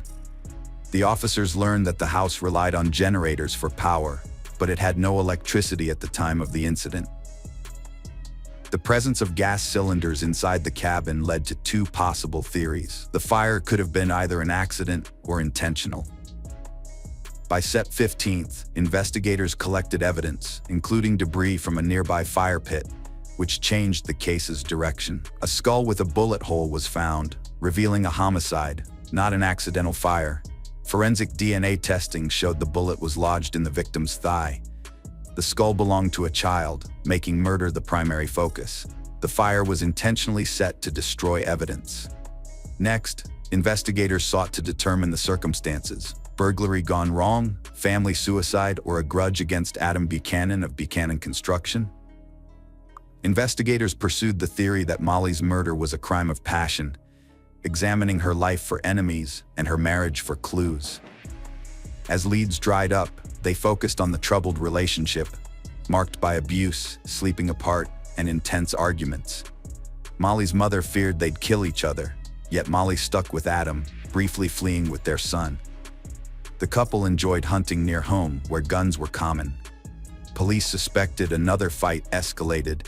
One spouse shot the other, then took their own life. However, an inconsistency emerged. If the tragedy was caused by a conflict between the husband and wife, logic dictates that the instrument of the crime would be found near the remains of one of them. But this was not the case. Investigators theorized that the weapon might have been damaged in the fire, making it less conspicuous than expected. Over 5 days, forensic team members meticulously sifted through the ashes in the home, conducting a meticulous search. Despite their thoroughness, they did not find the expected result. No weapons were discovered in the house. By this time, the forensic examination results were in. The examination confirmed that the DNA of the bodies matched Adam Buchanan, Molly McAfee, and their 8-year-old son. All 3 victims had suffered gunshot wounds prior to the fire, and the angle of the bullet wounds ruled out the possibility of suicide. The lack of firearms suggested that a 4th person, unknown until then, was present in the house, shot the Buchanans, and the investigation had to start anew. Police had no option but to turn to 16-year-old Nolan, the son of the deceased. Nolan informed the officers that his family had driven away in an old Dodge truck. According to Nolan, his father chose to use the company vehicle instead of his personal Ford, which was parked in the driveway, because the truck and trailer were already loaded with rocks to decorate the area around his country cabin. This was the truck that police found near the burned structure. When questioned about why he didn't accompany his relatives on vacation, Nolan reiterated that he had to stay behind to take care of the house and garden while his father and stepmother were away. Nolan also mentioned that there was a neighbor growing illegal marijuana on the edge of the Buchanan property, which had led to frequent arguments between his father and the neighbor, with his father demanding that the neighbor stop planting it and threatening to report the issue to the police. When discussing the family business, Nolan revealed the company's financial struggles, including downsizing and a significant reduction in employees from what his father had mentioned. The business debts were accumulating rapidly. The investigation now had valuable information and a suspect, specifically a neighbor, given the common link between violent crime and illegal drug cultivation in that area. The detectives believed the threat of reporting to the police could have led to the murder of Buchanan and his family. However, the issue was that they didn't know which neighbor they should focus on. After the family's murder, the financial crisis engulfing their business had to be addressed. On September 18th, the police visited Adam's company and questioned the employees. As Nolan had warned, the company was in dire straits, teetering on the brink of bankruptcy, with debts exceeding $30,000. As a result, some employees lost their jobs. Interestingly, some of the fired employees were bitterly unhappy with their dismissal and could potentially be suspects in the crime. During a community cleanup, students found a purse with Molly McAfee and Adam Buchanan's IDs and a .22 caliber rifle hidden nearby. This led detectives to a new theory. The killer used the rifle and took their documents to cover tracks. The discovery was crucial because it suggested that the killer had gone to great lengths to reach Greenwood, murder the family, and then return to Bonita to get rid of the evidence. This suggested that the killer was likely a local resident of Bonita. The fact that the evidence was found near the location of Buchanan Construction reinforced the theory that the boss was killed by a disgruntled employee. Detectives sent the gun and the bag of documents to be examined and requested a warrant to search the company's records and premises. Here, during the search, they discovered a video surveillance camera installed on the firm's premises, which was directed not at the company's territory, but at the center of the parking lot. Since it was known that the family had gone out of town on Friday, the investigators reviewed Friday's footage and were surprised to find that Adam had attached a trailer filled with rocks to a white Ford F-150, not a Dodge truck as Nolan had initially told them. This discovery revealed that Adam had deliberately misled the investigation. If the white Ford had towed the rock trailer to the cabin, then someone must have driven it back and parked it in the driveway of the Buchanan family home. Investigators decided to re-interview Nolan, aiming to keep him safe while gathering as much information as possible. This time, they asked him specific questions, such as what movie he had seen at the cinema, how he had paid for shopping at the mall, and how he had paid for dessert on a date. Unaware of the implications, Nolan mentioned that he had used his father's credit card. The officers then applied for a warrant to search the Buchanan home in Bonita, search their vehicles, and examine their financial records. The Ford automobile sat in the driveway, its wheels caked with reddish soil, similar to that found in Greenwood. This suggested that the car had recently been driven on the dirt roads of Greenwood. If the Ford had been used for a trip earlier, some soil might have remained on the wheels, but it wouldn't have been as noticeable. Unfortunately, the fire had destroyed any wheel tread marks near the country house, but the dirt buildup indicated that the car had probably been to Greenwood recently. Further investigation revealed that Adam Buchanan had used his credit card on Friday, September 11th, at a Taco Bell fast food chain on his way to Greenwood. However, Nolan claimed he stayed home and didn't accompany his parents, and that he had the credit card in his possession. Detectives reviewed the security cameras at the diner and saw what they expected: a white Ford, not a truck. When they searched the Ford, they found a Taco Bell receipt dated September 11th that listed 4 drinks, not 3. Similarly, evidence collected at the scene of the fire pointed to 4 drink cups, indicating that Nolan had been in the car. On Saturday, September 12th, Adam and Molly used a credit card at the Valencia Club Bar in Penn, about 30 minutes from the cabin. This was a familiar spot for the couple, as they would often stop by after working on the cabin. Security cameras at the bar recorded the time they left, and traffic cameras on the highway helped track their route back to the cabin. The cameras showed that a Ford F-150, driven by Adam and Molly, headed towards the Buchanan cabin around 2:30 a.m. on the day of the fire. Then at 3:30 a.m., the same vehicle was spotted driving in the opposite direction, but this time with only Nolan inside.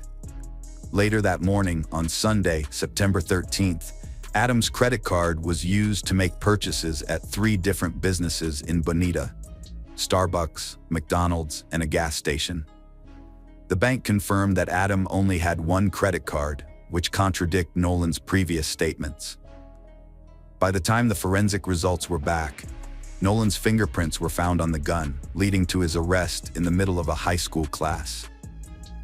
Nolan Buchanan maintained he was not guilty of the charges against him, and instead, he spun a tale claiming his father had shot the family, then pointed a rifle at him. Nolan said he took the weapon away in self-defense, accidentally shooting his father in the process. Nolan attributed his subsequent actions, including setting the house on fire, to a state of panic and extreme fear. Throughout the trial, the defense emphasized Adam's history of abuse towards Nolan and other family members. However, the medical examiner questioned the verdict due to the inconsistent angle of the bullet wound on Gavin's skull, suggesting it was fired at nearly a 90-degree angle.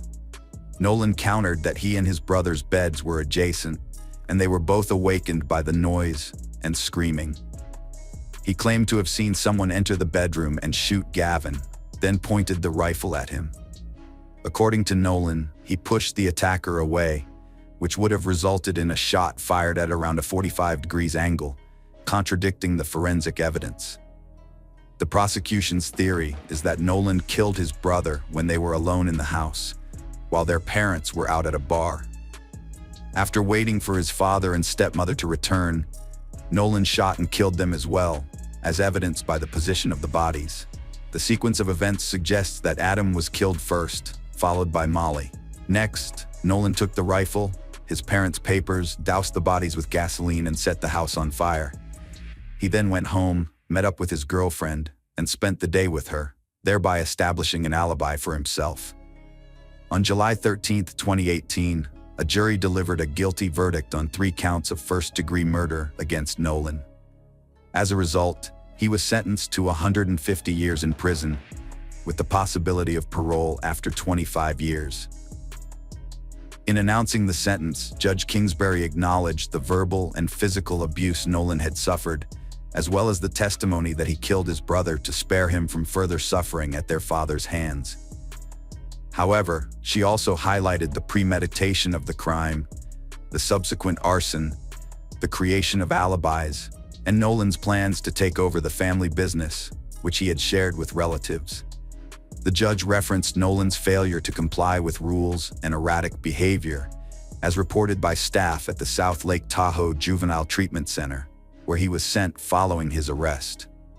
The judge informed Nolan that he, like anyone, has the opportunity to reform, and that if he exhibits good behavior, he may be eligible for parole in 25 years. Despite this, Nolan maintains his innocence, and if he is eventually granted parole, he will be required to pay a substantial amount of compensation to the victims, the exact sum of which has not yet been determined. Hello friends, welcome to our channel. Today we're going to take a look at another horrible case with you. The case of Leslie Palacio. The next major breakthrough came when Eric's car was spotted in Moreno Valley, California. Police eventually contacted Eric's cousin, who reported that he had driven Jose and his son to San Pedro, where they planned to cross the border into Mexico. The Las Vegas Police Department requested assistance from the FBI because they could not resolve the jurisdictional issue on their own. The investigation slowed down in January 2021, but for months after the discovery of the girl's remains, Eric's father, Jose, turned himself in at the border, and everyone was greatly relieved that at least one fugitive was now in custody.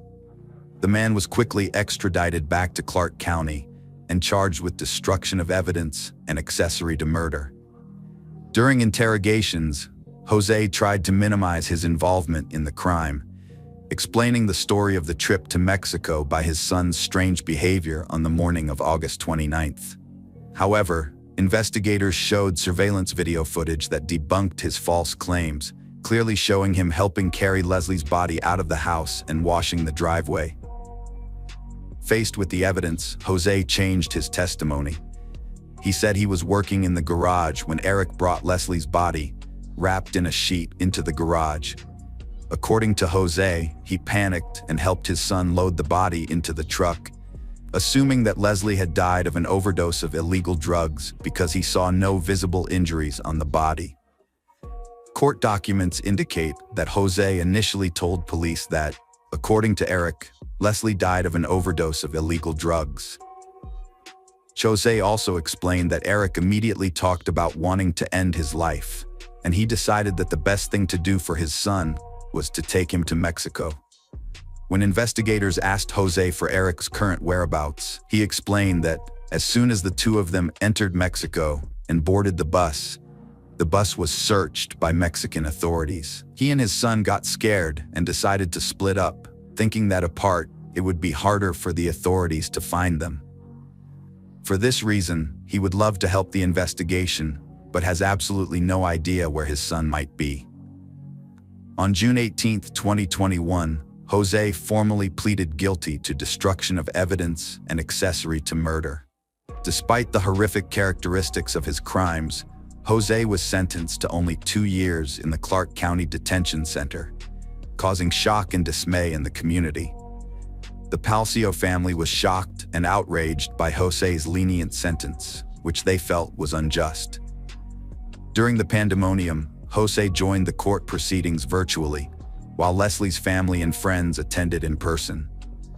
They urged the judge to impose a harsher sentence, arguing that 2 years was not enough for an accessory to murder who helped dispose of the body and hid the perpetrator. Jose pleaded guilty and tried to apologize to the Palcio family, saying his love for his son outweighed him.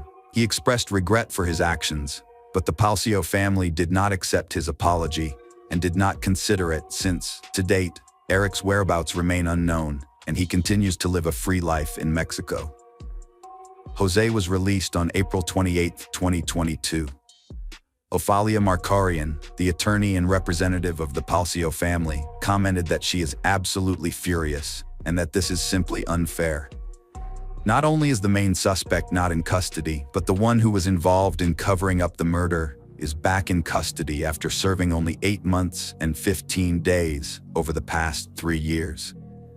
The Palcio family has never gotten justice, and Leslie's story highlights the flaws in the justice system and raises questions about fairness in dealing with serious crimes. The Palcio family is determined to fight to change the law in Nevada because they believe that whoever was involved in the murder should receive a longer prison sentence than 2 years. They hope that the perpetrator will be found and prosecuted in the United States, where he will be charged and given the punishment he deserves. Ofalia Markarian is directly reaching out to those who may know of Eric's whereabouts in Mexico, and in every media interview she calls for the Palcio family to be given a small measure of justice. Leslie's discovery of her calling was unexpected, but she soon became an integral part of the team. Her colleagues regarded her as a responsible, professional lab technician and a warm, responsive person. While her duties involved conducting various analyses and tests, Leslie saw her role as more than just fulfilling duties. She was driven to make the testing process as comfortable as possible for patients. Her caring and patient nature created an atmosphere of trust, putting even the most apprehensive individuals at ease. When a young nurse asked if Leslie was afraid of getting her hands pierced all the time, she replied with a laugh that she now had a super ability to poke people. Her optimistic vitality was evident in every action. By all accounts, Leslie had the unique potential to become a sought-after specialist in medical laboratory diagnostics, and she would have, if not for a dramatic turn of events. Since childhood, Leslie had been accustomed to helping and caring for others. As the second of 5 daughters, she took on a maternal role when her mother, Rosilia Palacio, worked as a hotel cleaner. Rosilia remembered Leslie kicking her out of the kitchen when she tried to cook dinner after cleaning over 15 hotel rooms in a shift, gently urging her to rest. Leslie took it upon herself to prepare dinners, finding cooking to be a source of inspiration. From then on, she made sure her family members were well fed, even when she was away, calling home to ensure everyone had eaten. For Leslie, family was her top priority, and she easily inspired her sisters with her energy and ideas. Even during the pandemic, Leslie didn't let her love of sports fade away. She organized workouts in her backyard and taught her mom various exercises. She also danced daily in front of the mirror with her sister to music. Leslie's passion for experimenting with hair colors and image inspired her to create a joint business plan with her older sister to open a boutique. They started designing and sewing dresses at home in their own unique style. When Rosalia got laid off due to downsizing during the pandemic, Leslie suggested that her mom start her own small cleaning company. She promised to help her mom with cleaning services in her free time from work and school. At a family council, Leslie reassured her mom, "We'll be fine soon, you'll see." They came up with a name for the company, Palacio Cleaning Service. Leslie's dreams were finally taking shape as their family firm landed its first contract. But on August 29, 2020, all their plans and dreams came to a halt. By the end of August 2020, Leslie had completed the lab assistant program, and the family firm received a large order. Feeling stressed and worried, Leslie decided it was time to take a break and enjoy an evening of dancing and fun. With pandemic restrictions slowly lifting and Las Vegas coming alive, she felt it was the perfect time to unwind. Leslie's friends refused to accompany her, even though people were gradually overcoming their fears and returning to their normal routines. They were still uneasy about being in crowded, enclosed spaces. Despite this, Leslie remained hopeful of finding someone to share a fun evening with, so she posted on Instagram about her desire to do something unexpected. To her surprise, Eric Rangel Ibarra responded to her post. Leslie and Eric's families had attended the same church for 14 years and occasionally socialized, making them childhood acquaintances, though they had never been close. Leslie was aware of Eric's interests and had received friendly texts from him in the past, but she had never reciprocated his attention. She had always been polite to him, though. Ordinarily, Leslie would have turned down Eric's offer to keep her company, but this time, she was eager to break the monotony of her daily life with a fun evening, so she decided to accept his proposal. Leslie's friends were busy, so she took Eric up on his offer to share Las Vegas nightlife stories. Despite some unease, she decided going out with Eric was better than staying solo. Leslie regularly checked in with her sister, detailing her whereabouts and activities. When she mentioned Eric wasn't drinking, Kayla joked about healthy living. Eric and Leslie's first destination was the casino at the Longhorn Hotel. They arrived at 1:31 a.m. on August 29th in Eric's white Ford F-250, as shown by the surveillance footage reviewed by the police later. The couple spent about 25 minutes inside the casino, leaving at 1:56 a.m. After their casino visit, Leslie kept her sister updated on their activities, sending a message at 4:40 a.m. However, Leslie's next message was alarming, saying, "I need to talk to you about something shitty." Her sister inquired about the issue, but Leslie didn't respond. Instead, a text box appeared, indicating that Leslie had started to type a response, but never sent it. Unfortunately, this was the last message Leslie sent during her lifetime. The following morning, Leslie still hadn't returned home, and her family grew increasingly worried as the hours passed.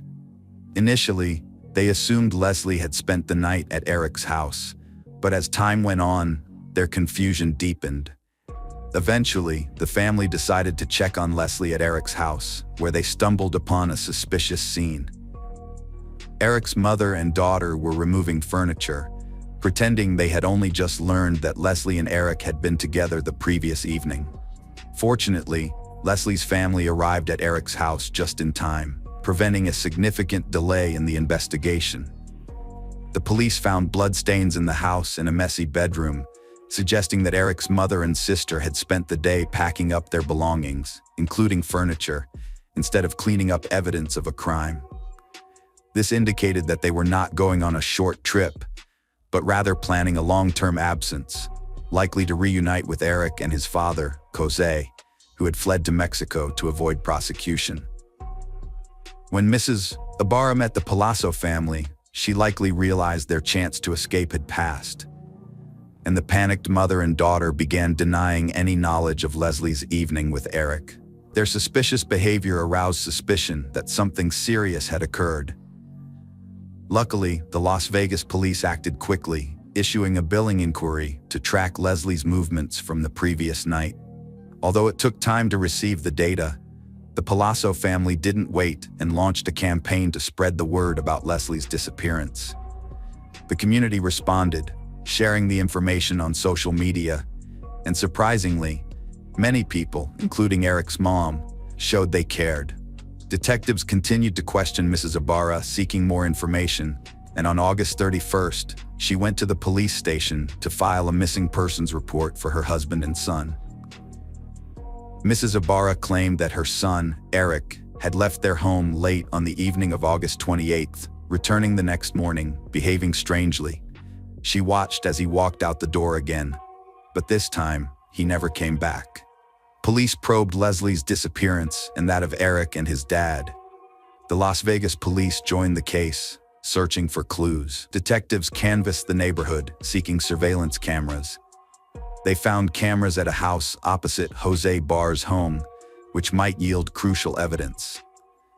They also obtained billing records, tracking Leslie's movements on August 29th, shedding light on the mystery. Detectives discovered that the couple visited a casino and then went to a grill bar, arriving around 2:15 a.m. Leslie's cell phone was left behind at the bar, and records show that she left the establishment around 5:50 a.m. Shortly after, at 6:05 a.m., neighborhood cameras captured Eric's car pulling up to their family home. The footage clearly showed that Leslie was heavily intoxicated as Eric assisted her out of the car and into the house. Later at 7:25 a.m., Eric and his father Jose were seen carrying Leslie's body, wrapped in a sheet, out of the house and placing it in the trunk of the car. Eric then drove away, while Jose hosed down the driveway to their house. This suggested that Eric and Jose were not missing persons, but rather fugitives trying to avoid justice. After reviewing the footage, police obtained a search warrant for Eric's home, leading to the discovery of additional evidence indicating that Leslie did not leave the house voluntarily. The house had been cleaned with strong cleaning products in an attempt to conceal evidence, and latex gloves and trash bags were also found. Furthermore, traces of blood were discovered on the floor and bed in Eric's room, strongly suggesting an assault. Without DNA testing, it was evident to investigators that the blood belonged to Leslie. From that point on, the search for Leslie Palau focused on finding her body. Meanwhile, Eric and Jose were reported missing, and investigators worked to identify suspects. The Palacio family, shaken by the events, also took action. Roselia, Leslie's mother, reached out to the church community for help in searching for her daughter's body. As a result, search volunteers, flyers, and posters featuring Leslie's photo and images of Eric and Jose began circulating on social media, in newspapers, and on street poles. The family appealed to the public to assist in finding the two men involved in Leslie's death. The first significant breakthrough in the investigation came when a license plate reader detected Eric's car just 6 miles from his home at 10 a.m., about 4 hours after Leslie's alleged murder. This discovery led investigators to believe that the body might be hidden within a 4-hour drive from Eric's home, possibly on the Nevada-Arizona border or in the Charleston Peak area. This was still a vast region, and detectives were eager for any additional information that could help them pinpoint a more specific location. Once again, luck was on their side when a gas station 40 miles north of Las Vegas captured footage of Eric's car pulling off the highway toward the Valley of Fire National Park. 20 minutes later, the car reappeared with muddy tires. This discovery narrowed the search area and indicated that the body was likely to be found within 20 miles of the gas station. The presence of mud on the tires suggested that Eric had driven off the road at some point. Detectives searched the area, and on September 9th, during a second search, they found Leslie Palo's body hidden behind a bush. News outlets immediately broke the story. The body of 22-year-old Leslie Palacio had been found near the Valley of Fire 11 days after she went missing. A reporter joined the broadcast, providing additional details about the prime suspect, 25-year-old Eric Rangel Ibarra.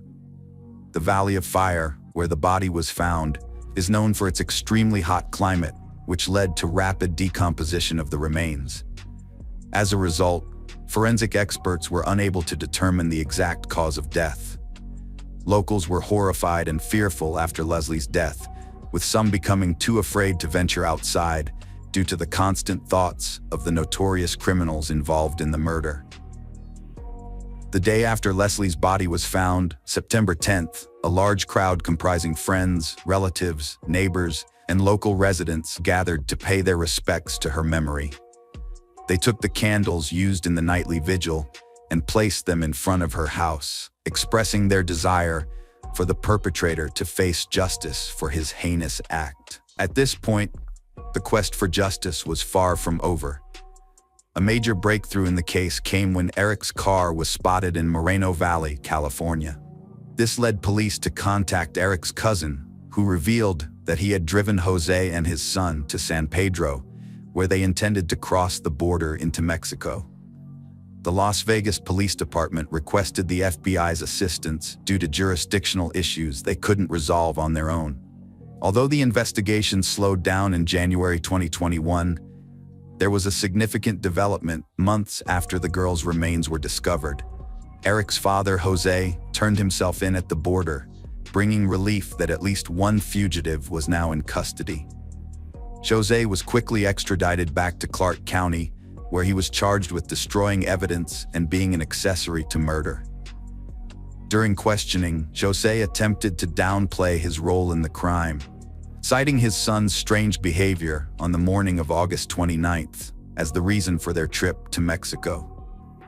However, investigators presented surveillance video footage that contradicted his false claims, clearly showing him helping to carry Leslie's body out of the house and washing the driveway.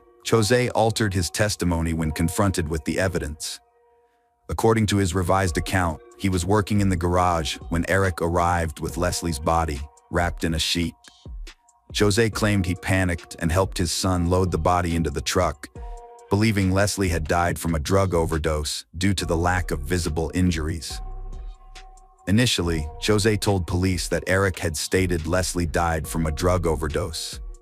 Jose also recalled that Eric had suicidal thoughts and, as a concerned father, decided to take him to Mexico.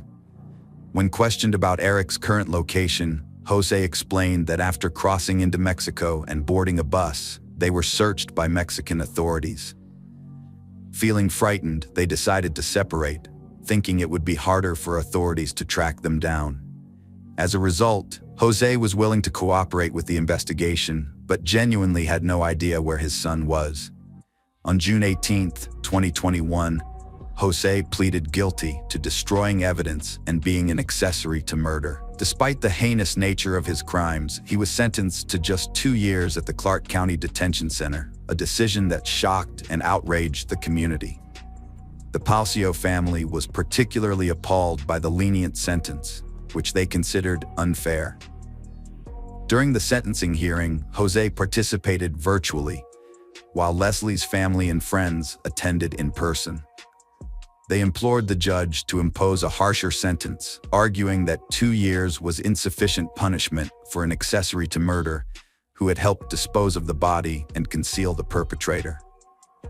Jose apologized to the Palacio family, stating that his love for his son had outweighed his moral obligations. He expressed remorse for his actions, but the Palacio family rejected his apology, citing that Eric's whereabouts remain unknown to this day, and he continues to live freely in Mexico. Jose was released from detention on April 28, 2022.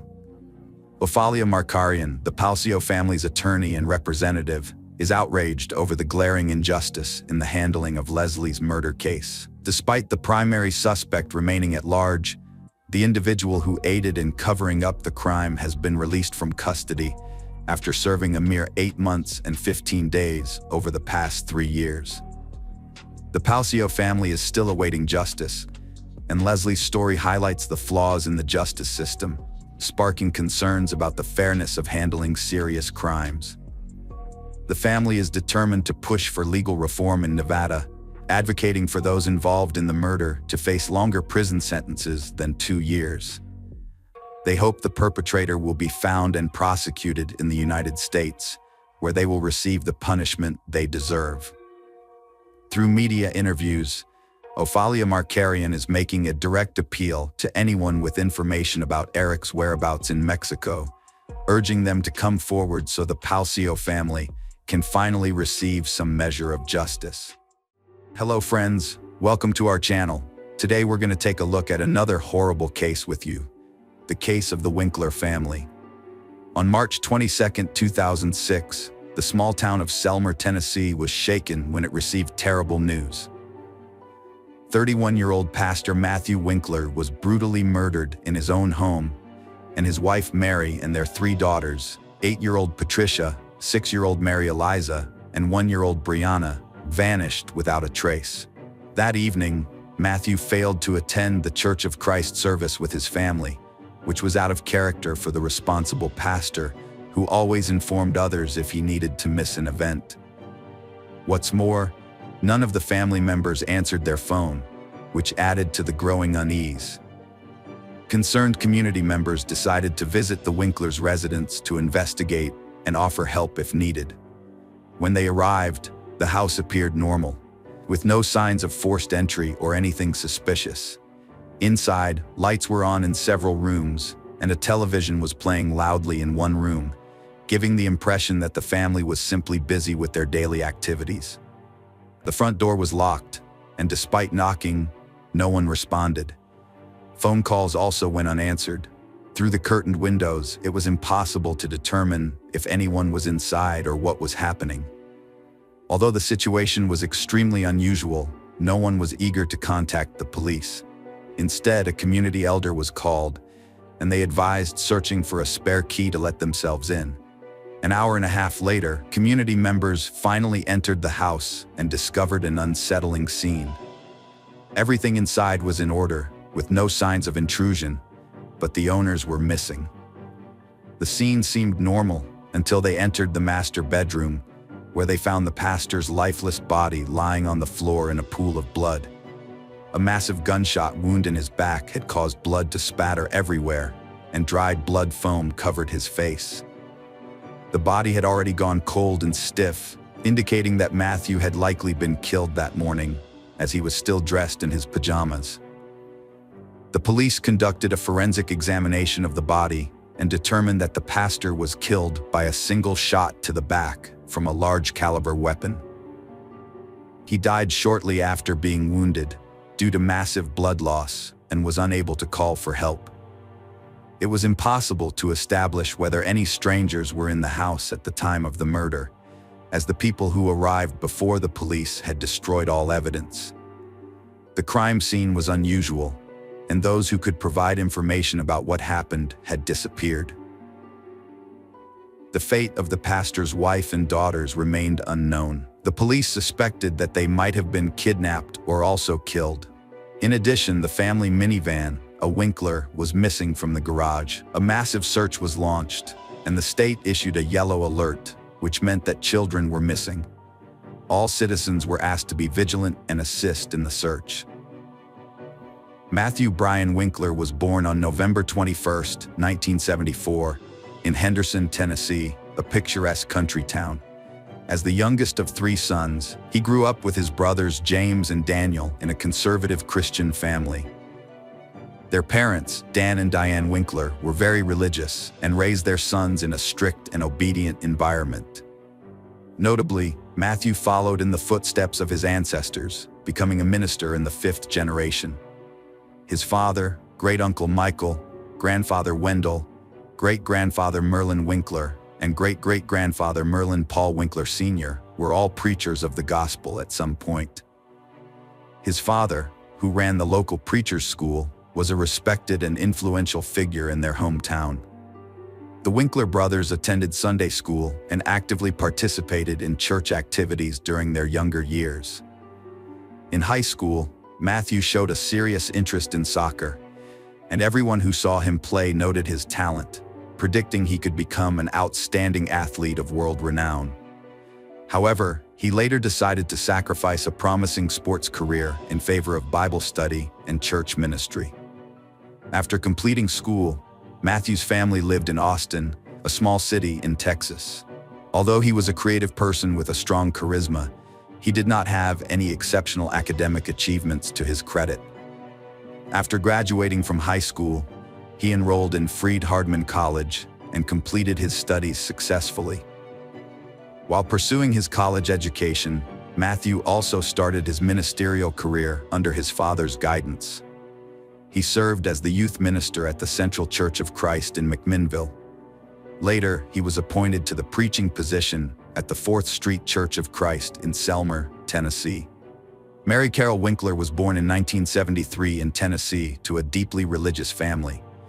Her sister Patricia, born premature, suffered from cerebral palsy, epilepsy, and mental retardation.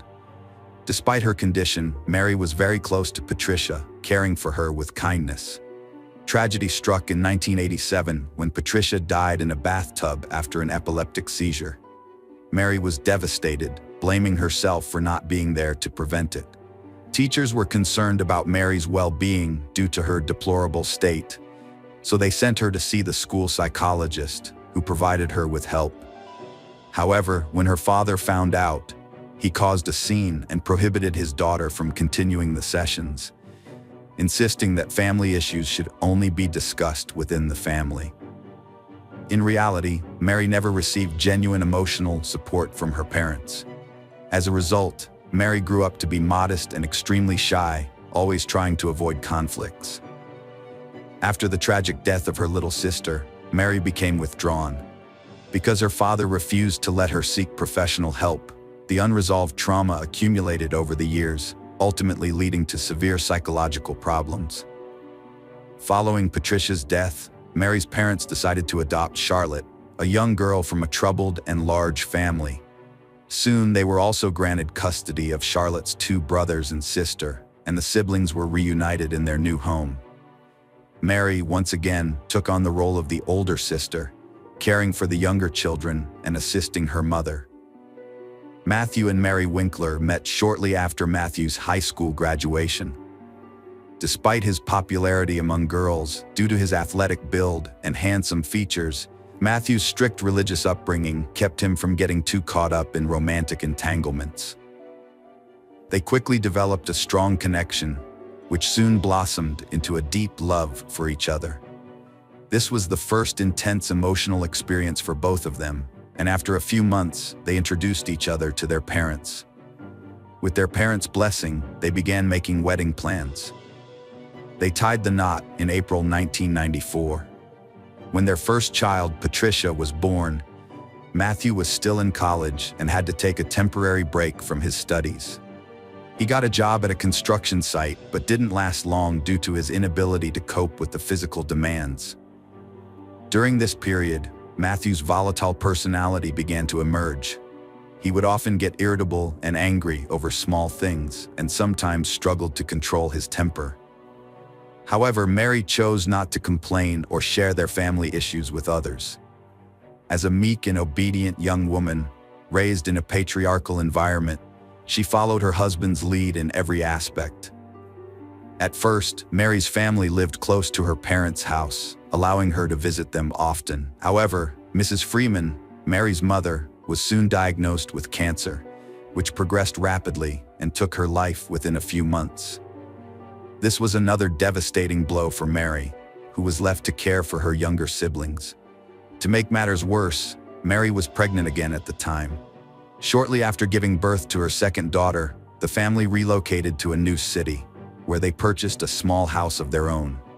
After the move, Mary became fully devoted to caring for her newborn, and as a result, her relationships with her father and younger siblings began to deteriorate as they required constant attention. Furthermore, Mary struggled with severe postpartum depression. Everyone familiar with the Winkler family noticed Mary's peculiarities. She was introverted and even socially anxious, avoiding interaction with others. Forming new connections, let alone friendships, was a struggle for her. Her mood would shift frequently, and she was prone to melancholy, with even the smallest thing capable of moving her to tears.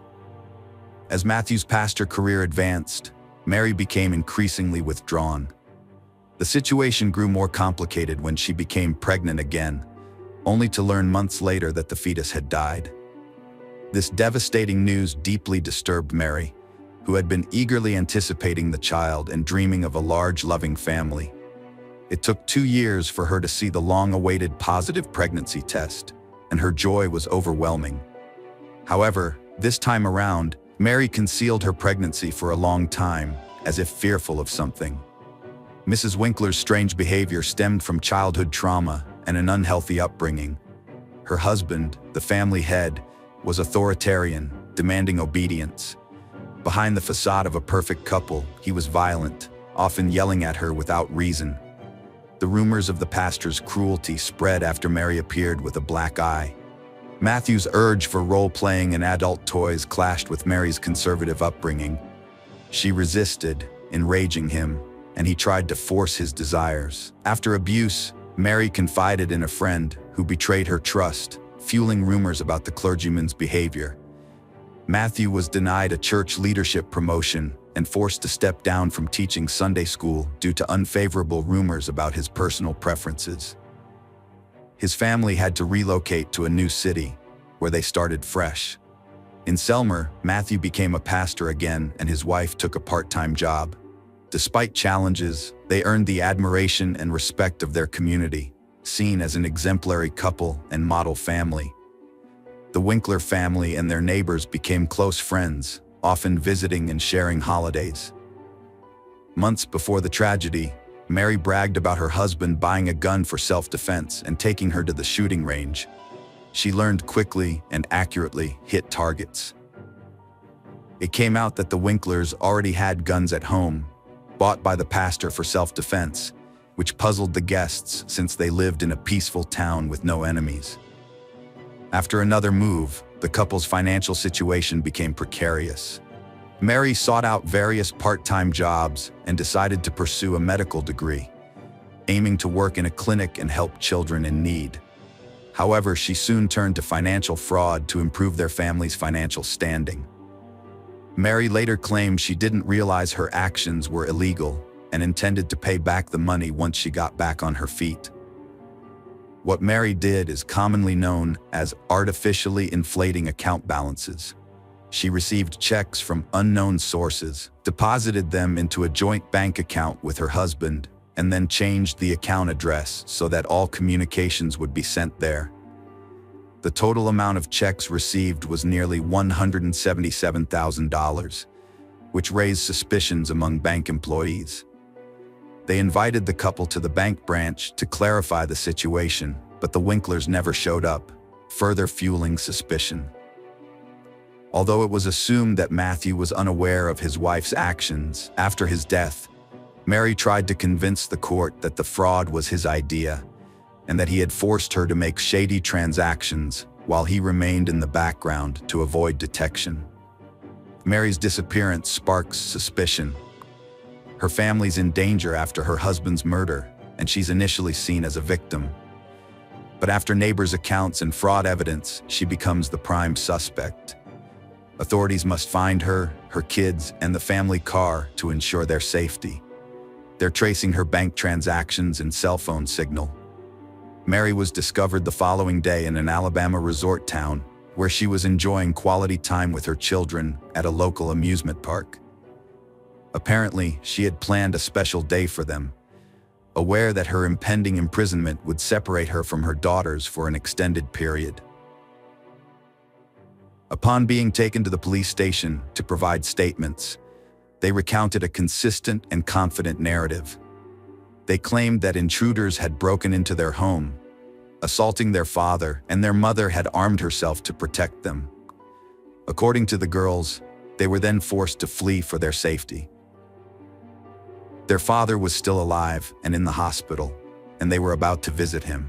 However, Patricia and Maria Eliza did not witness the events that unfolded in the house. All they knew was that they heard a gunshot, caught a glimpse of their father lying on the floor, and then their mother quickly got them into the car and they drove away. Mary soon began to confess, but claimed she couldn't recall the exact sequence of events due to a temporary memory lapse. According to her, her husband had been abusing her for years, humiliating her and pressuring her into intimate acts that went against her wishes. Mary maintained that it was he who had initiated the financial fraud she had committed. Matthew was known for demanding absolute obedience, had a short temper, and had a history of physical violence, as confirmed by his secretary at his previous job. The woman had frequently witnessed the pastor belittle his wife, who would carefully bring him lunch to church, only to be met with dissatisfaction. The evening before the tragic event, a scandal erupted in the family, prompting the couple to sleep in separate rooms. Mary was distraught, crying throughout the night, and in the morning, she found herself holding a loaded shotgun, which her husband habitually kept at the ready. She entered Matthew's room, where she shot him in the back while he lay in bed. Matthew collapsed to the floor, bloodied foam emanating from his mouth and nose. According to Mary, as her husband lay dying, he whispered, "Why?" To which she responded, "I'm sorry, I'm so sorry." Mary then gathered her daughters and fled the house, leaving her husband, who, as experts later determined, tried to reach for the phone to call for help, but lacked the strength to do so. The murder weapon was later discovered in the trunk of the car in which Mary escaped with the children. However, at the trial, Mary was unable to explain why she had taken the gun with her. The role-playing costumes found in their home were presented as evidence of the pastor's emotional abuse and humiliation of his wife. When Mary saw them, she turned pale and then became hysterical. Despite her inconsistent testimony, the court ultimately believed that Mary Winkler was the victim of domestic abuse and that the murder was a culmination of years of anger, resentment, and pain. However, this did not excuse her from taking responsibility for her actions. In April 2007, the court finally delivered its verdict in this complex case. Mary was found guilty of involuntary manslaughter, but the sentence sparked controversy due to her questionable mental state.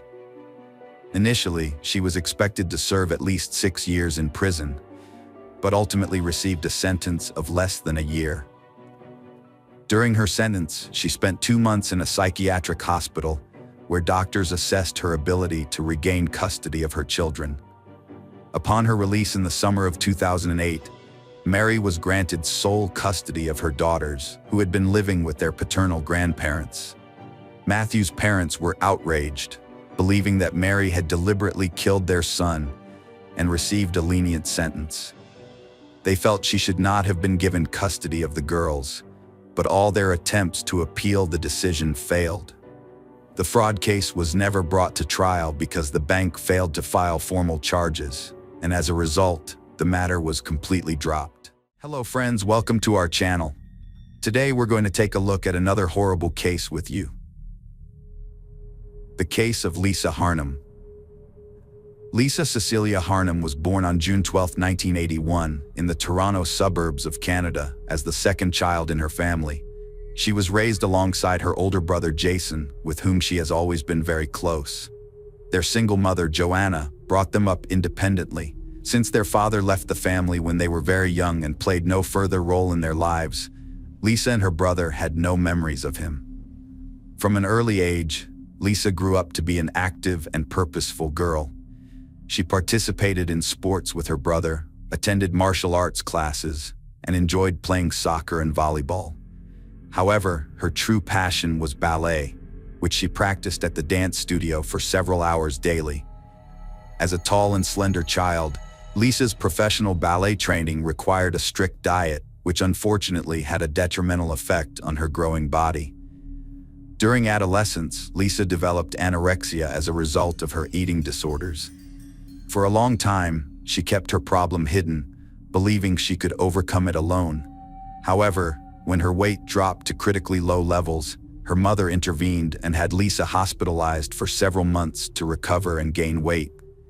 After graduating, she pursued dancing classes and decided to enter the beauty industry. Alongside her university studies, she worked as a perfumer at a large cosmetics chain store, and in her free time, studied makeup and hairdressing techniques.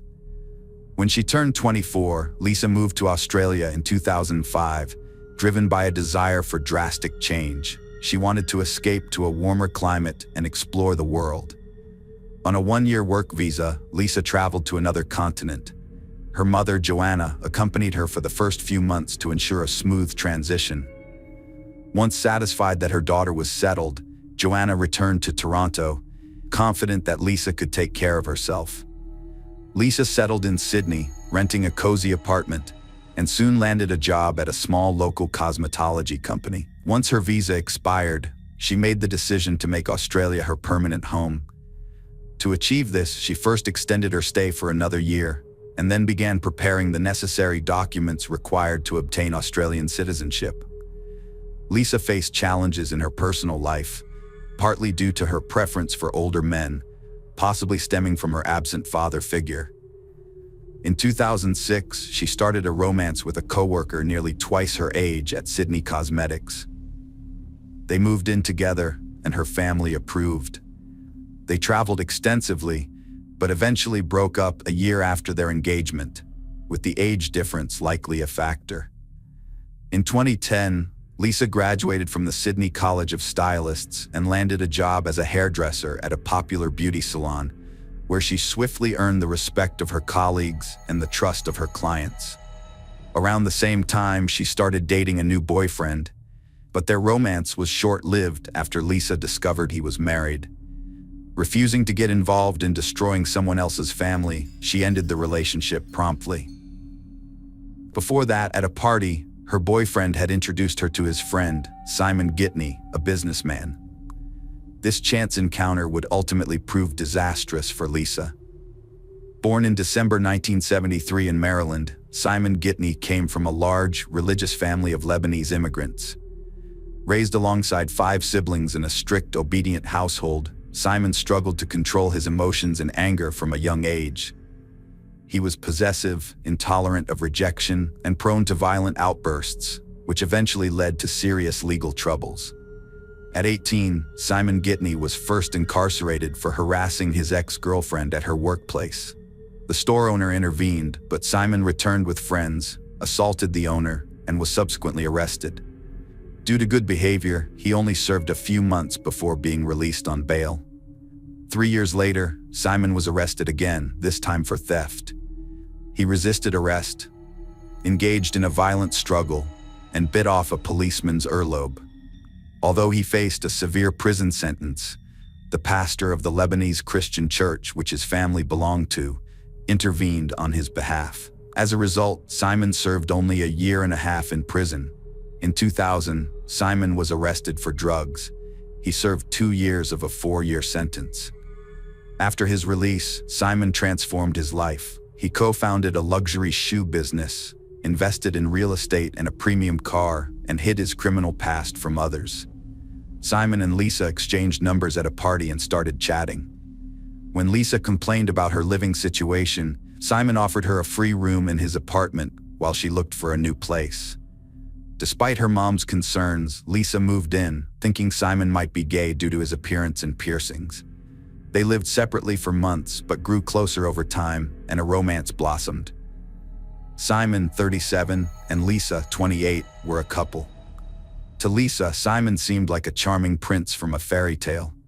He was outgoing, cheerful, and lavished his love with gifts and surprises. They went everywhere together, including the elite sports club, which Simon had been attending for years. Lisa thought she had found her soulmate and would live happily ever after with him. She couldn't stop talking about him to her mom, brother, and friends, unaware that their fairy tale was about to come to an end. Simon's behavior changed 6 months in, but Lisa didn't notice. He distanced her from friends and family, erased her boundaries, and tried to control her views and tastes. He convinced her to quit her job at a beauty salon where she was happy by throwing a scene and forcing her resignation. A month and a half after that, the couple relocated to a luxurious 15th-floor apartment in an elite residential complex. Unbeknownst to Lisa, the apartment was heavily equipped with hidden surveillance cameras. Simon gifted Lisa an expensive smartphone and laptop, pre-installed with spyware that enabled him to monitor her messages, emails, and calls, as well as track her every move.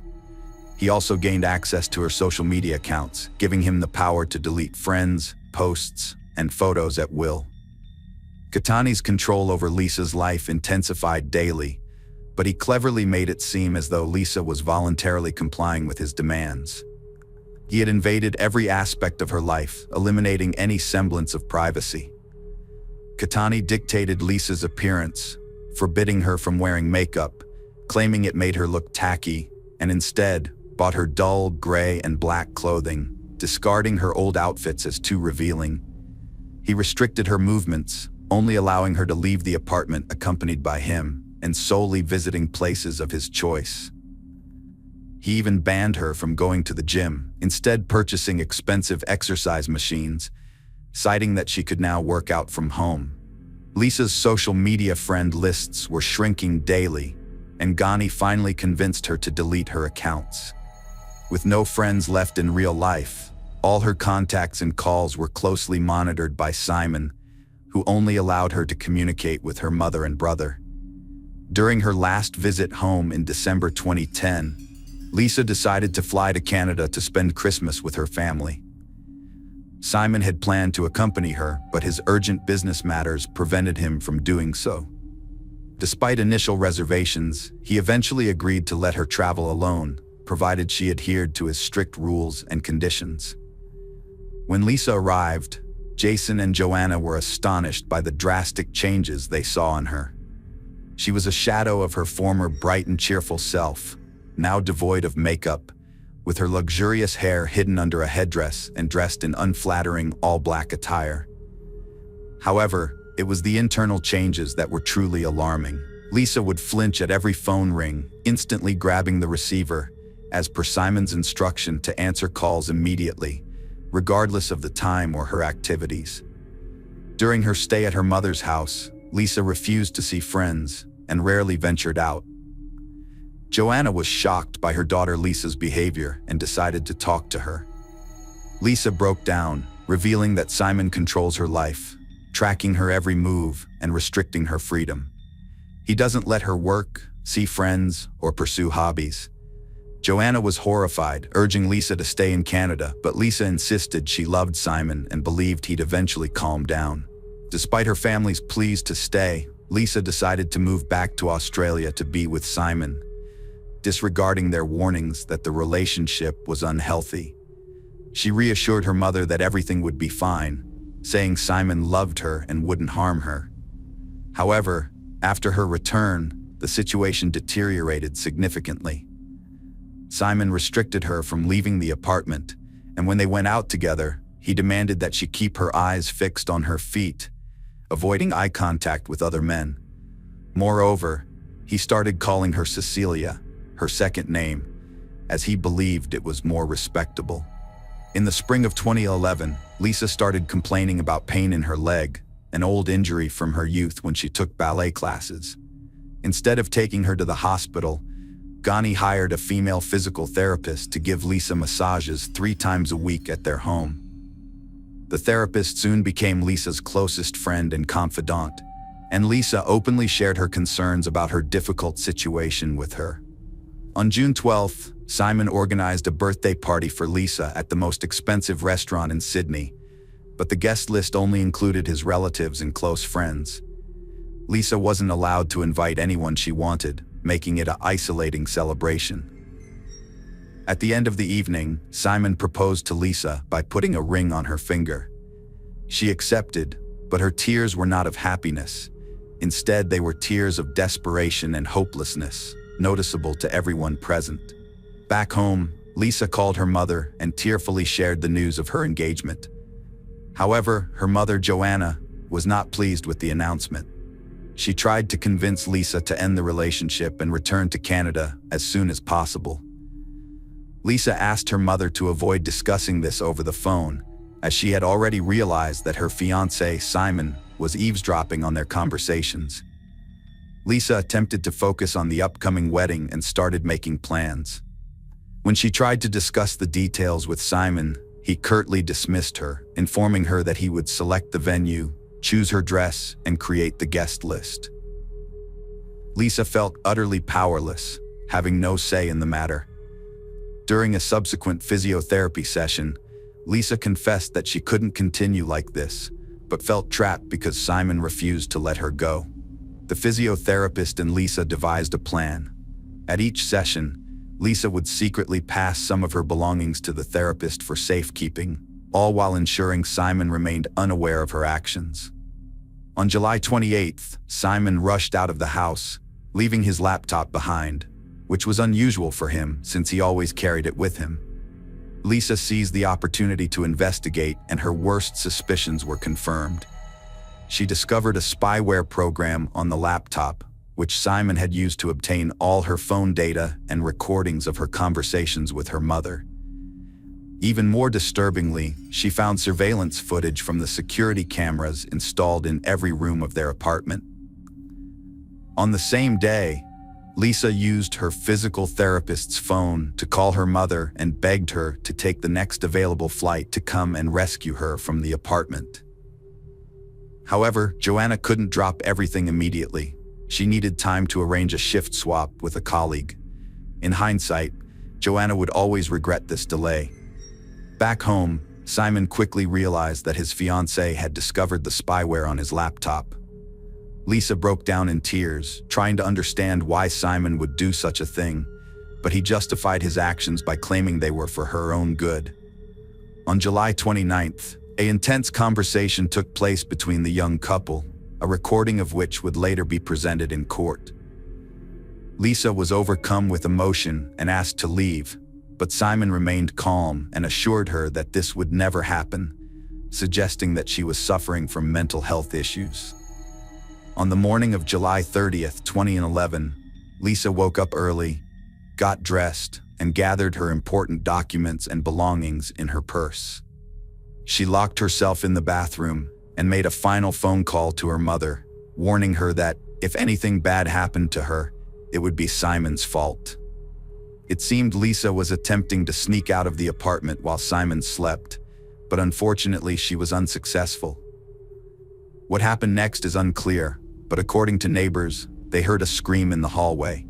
However, before they could react, the noise abruptly stopped, and exactly a minute later, a young woman fell to her death from the 15th floor balcony. Passers-by on the street also heard the scream and saw the body falling from a great height, but they didn't have time to understand what was happening. A man walking his dog that morning, who was closest to the scene, heard a noise and looked up. He saw a man holding something large, which he then threw down. When people arrived at the scene, they found a young woman lying on the ground, but despite their efforts, they couldn't help her. She died instantly, having suffered severe injuries. 3 minutes later, Ghani, still in his pajamas, ran out into the street, crying and saying he didn't know how he was going to live without his fiancée, claiming he hadn't caught her in time. At first, it seemed like an accident, but Ghani quickly claimed that his fiancée had intentionally ended her life. A note found in his pocket and a disturbing video suggested that something strange was going on.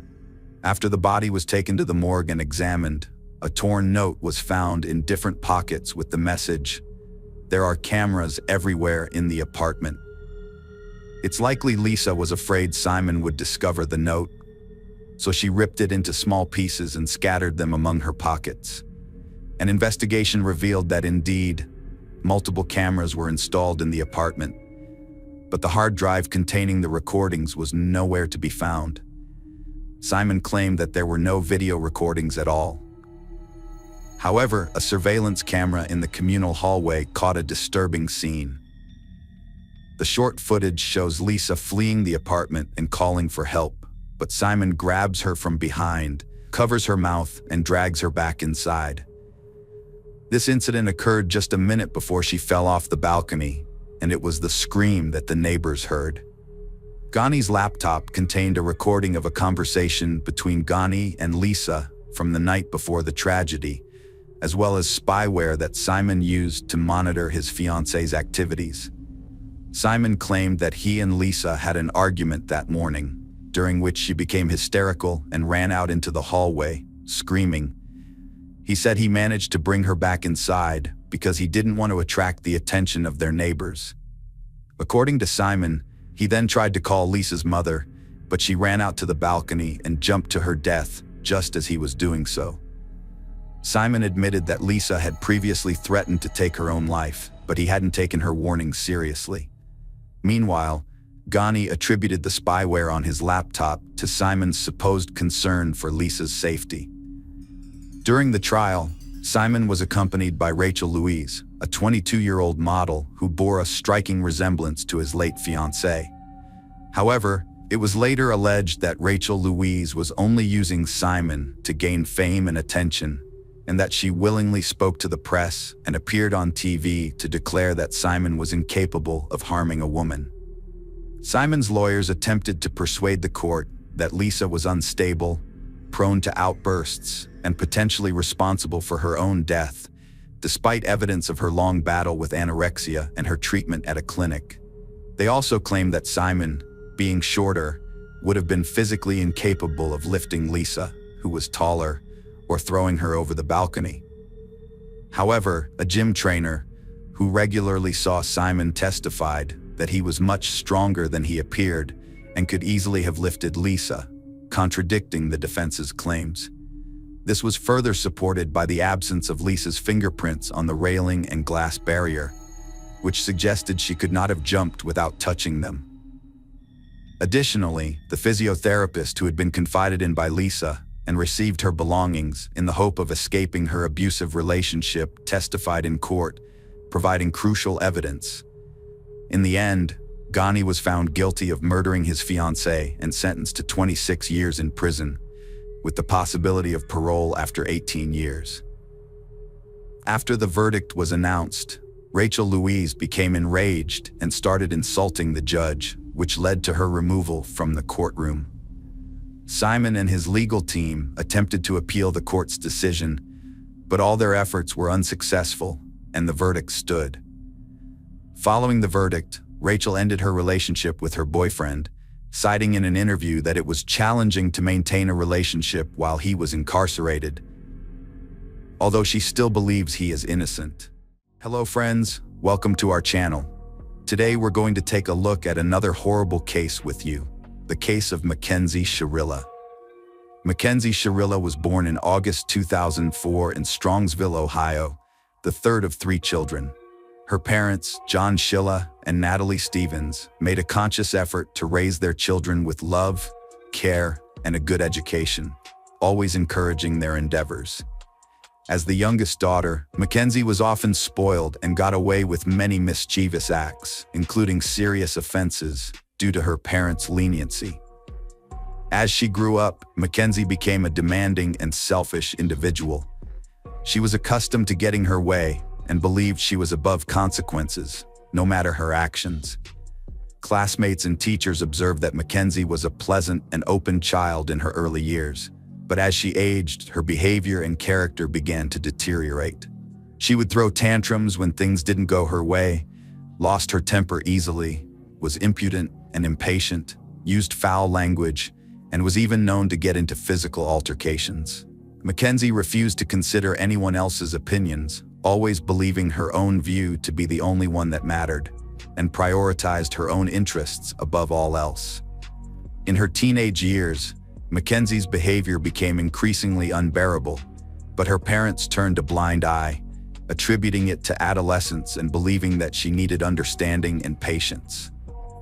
However, her defiant nature was only the tip of the iceberg. She developed a drinking problem in high school and occasionally dabbled in illegal substances, often getting away with it. Her reckless actions posed a direct threat not only to herself, but also to those around her. Despite this, her parents either failed to notice or chose to ignore the obvious issue. Like many of her peers, Mackenzie was obsessed with social media, rarely putting her phone down. She frequently posted provocative photos of herself smoking or drinking on her account, accompanied by equally provocative comments. Her friends were similar, and together they engaged in vandalism, organized fights, and occasionally stole from others, even catching the attention of the police on several occasions. However, they were merely given warnings and educational talks, which reinforced their belief that they were above the law.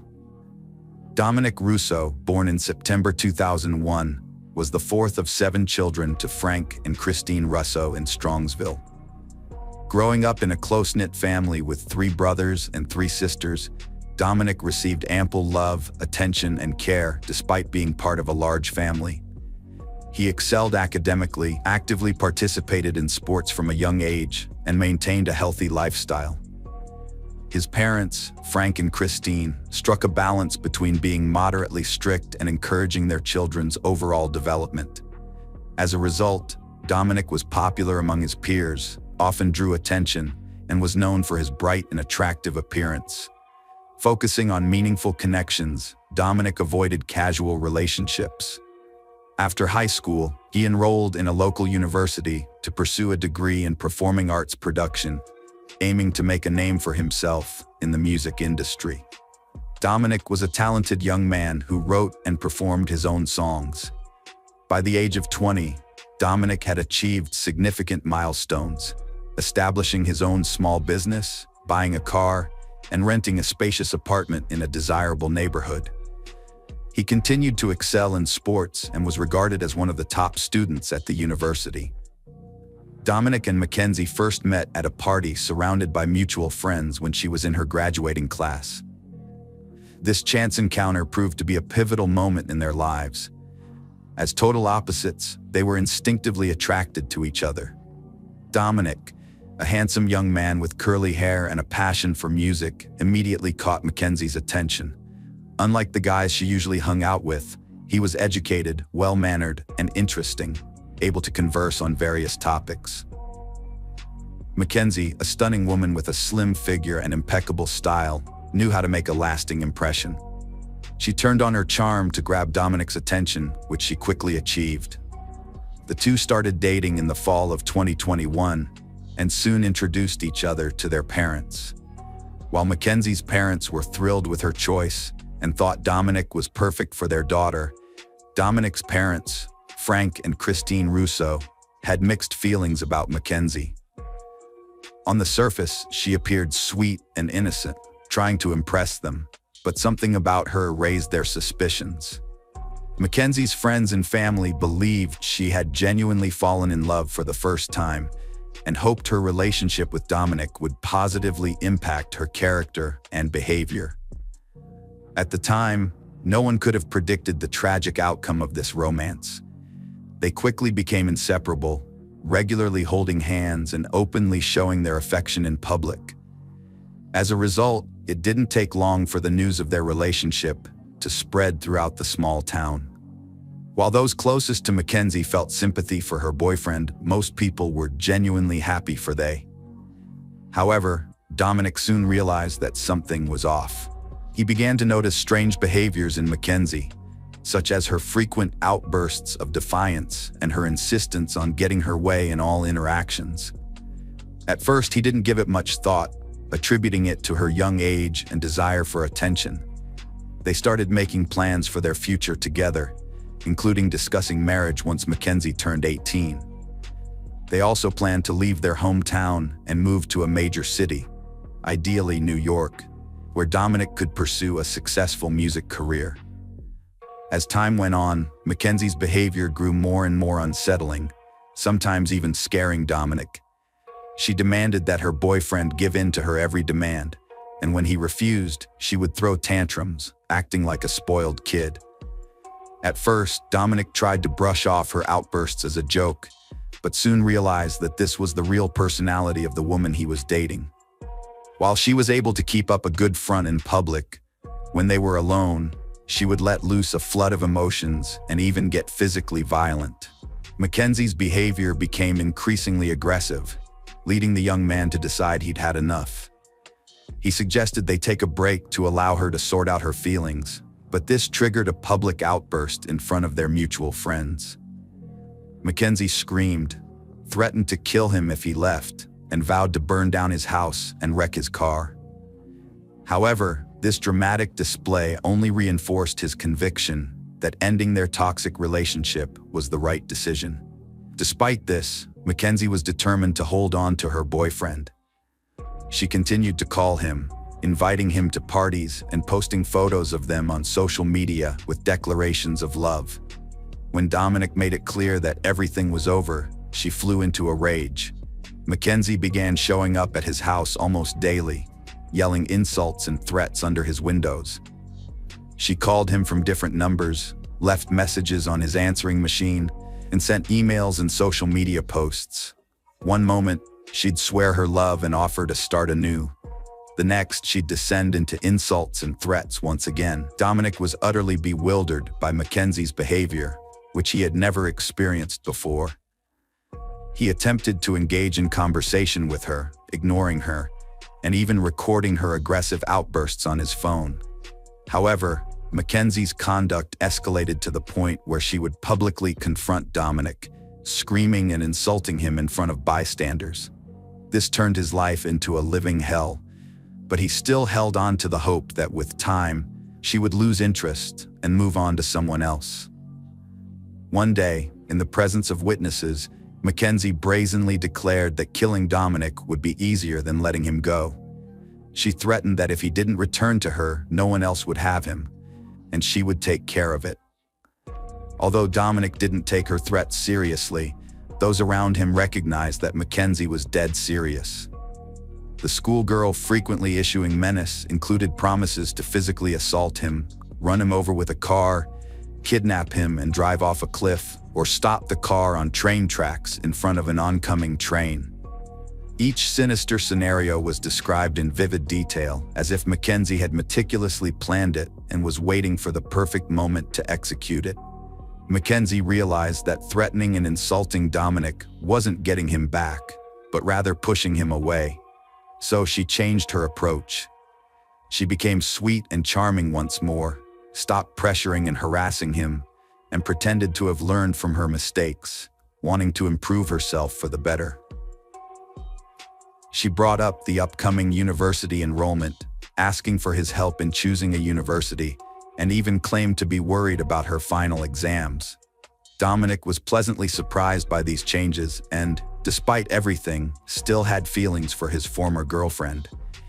He decided to help her with enrollment, simply out of kindness. As a result, they started seeing each other and communicating again. They grew closer over time. Dominic began inviting Mackenzie on dates and sought to spend all his free time with her, believing she had changed, matured, and become more responsible. Without realizing it, he fell in love with her again, and all past grievances were forgotten. This time, however, they didn't rush to announce their reunion to friends and acquaintances. Their meetings were more like secret dates, where they simply enjoyed each other's company, avoiding the scrutiny of others. When Dominic's brother Angelo found out what was going on, he warned that their relationship would not end well. But Dominic, being deeply in love, ignored his brother's caution. Meanwhile, Mackenzie, who was obsessed with Dominic, devised a terrifying plan to take revenge on him. She began to fantasize about a high-speed car crash and spent hours driving around the city to find the perfect spot to put her plan into action. Since there were no steep cliffs nearby, she considered targeting a train on the tracks, but eventually decided it was too unreliable. One day, Mackenzie drove into a secluded industrial area with no cameras and very few cars. There, she spotted a massive brick wall, which sparked a new, equally horrific plan in her mind. She decided that if she drove at maximum speed and crashed into the wall, it would be just as sensational as plunging off a cliff. Initially, Mackenzie intended to die alongside Dominic, hoping their tragic story would be told and retold by everyone in the city. She even confided in her best friend, but her friend didn't take her seriously, thinking it was just another empty threat. Mackenzie had made similar claims before, but never followed through.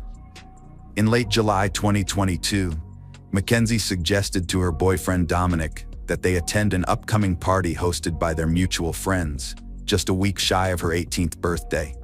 The party would be a perfect opportunity for them to have fun, unwind, and publicly showcase their rekindled romance.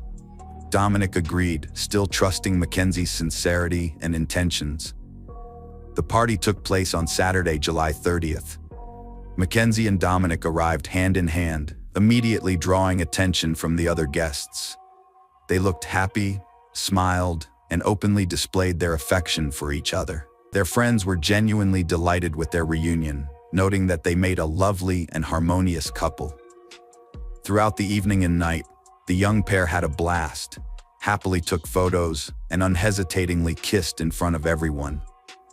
Little did anyone know, this joyful celebration would soon turn into a devastating tragedy. Like the other partygoers, they had a few drinks, but Mackenzie secretly took an illegal drug to boost her courage and avoid getting cold feet.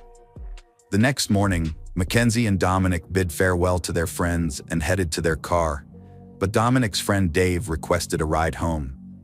Mackenzie initially objected, citing their own plans, but Dominic saw no issue with giving his friend a lift, not wanting to arouse suspicion or alter their plans. Mackenzie reluctantly agreed, despite her reservations about the change in plans. Mackenzie got behind the wheel, her boyfriend sat in the passenger seat, and her friend sat behind him. With a slow and quiet start, the car pulled away from the party venue and headed onto Main Street.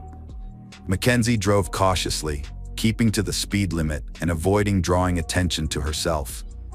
At a stoplight, she came to a halt, even though the road was empty. As her passengers dozed off, Mackenzie reconsidered her plan. She would later claim that she wanted to die in the accident, but this seems unlikely since she had fastened her seatbelt during the last stop, while her passengers remained unbuckled. When the light turned green, she accelerated quickly, taking a sharp turn onto a poorly lit secondary road that led into an industrial area. The guys were caught off guard, seemingly unaware of what was happening. The car sped up to its top speed, but Mackenzie continued to floor it, steering the vehicle straight into a blank brick wall. The crash occurred in the deserted industrial area early Sunday morning, with no witnesses or Good Samaritans to help. However, a woman living on the outskirts, near the accident site, heard the impact and went outside to investigate. She saw smoke and, upon closer inspection, realized that a car had crashed. After the accident, she rushed back inside to call emergency services. About half an hour later, medics arrived at the scene, but unfortunately, the two men in the car had died instantly. The girl driving the car, however, was still alive, thanks to her seatbelt and airbags. Mackenzie was unconscious, with her legs trapped in the wreckage, but she was breathing and had a palpable pulse, giving hope that she would survive. During the rescue process, she occasionally opened her eyes, but seemed unaware of her surroundings. Mackenzie was rushed to the hospital, where doctors diagnosed her with multiple fractures and internal organ damage. Blood tests revealed that she had been under the influence of both alcohol and drugs at the time of the accident. Ironically, the doctor believed that this may have helped prevent her from dying from shock while waiting for help to arrive. The police investigation initially suggested that Mackenzie, while under the influence, might not have realized what she was doing, and perhaps tried to drive through the wall or didn't see any obstacles. This theory was supported by the lack of braking distance. However, Mackenzie was unable to provide further insight as she was unconscious in the intensive care unit following a complex operation.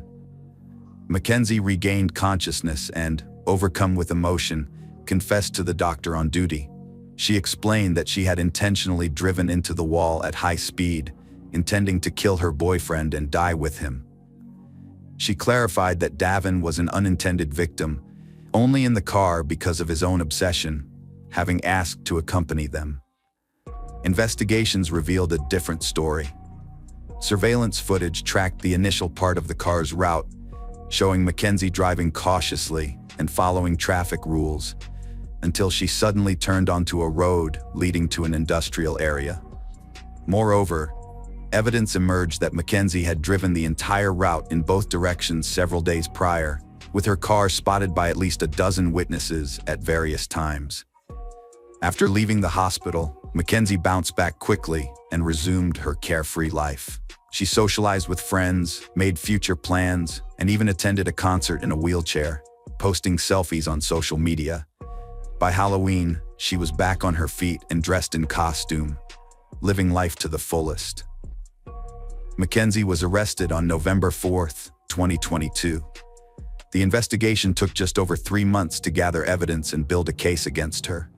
She was charged with premeditated aggravated double murder and possession of a controlled substance, which was found in her pocket and detected in her blood. During the trial, Mackenzie changed her story multiple times. Initially, she claimed to have suffered a memory lapse, but after a friend testified against her, revealing her plan, Mackenzie shifted her defense, stating she wanted to die with her lover. However, this new claim was quickly disputed, as evidence showed she had worn a seatbelt. On August 21, 2023, the jury found Mackenzie guilty on all charges. Although she was convicted, the court took into account that she was not yet 18 years old at the time of the crime, only 5 days shy of her 18th birthday. As a minor under state law, she was eligible for a more lenient sentence. Mackenzie faced 2 consecutive 15-year sentences without parole for each murder. However, due to her youth, her sentences were allowed to run concurrently, making her eligible for parole in 15 years. At the time of her potential release, Mackenzie will be 33 years old. The court's decision left both sides dissatisfied. The families of the deceased youths announced their intention to appeal for a harsher punishment, while Mackenzie's lawyer felt the sentence was too severe and also appealed. Despite this, the judge refused to modify the sentence, stating that he doubted Cheryl would be released from prison after 15 years. In his view, the defendant had failed to show remorse for her crime, displaying arrogance and even contempt towards the court, and now had ample time to reflect on her heinous act.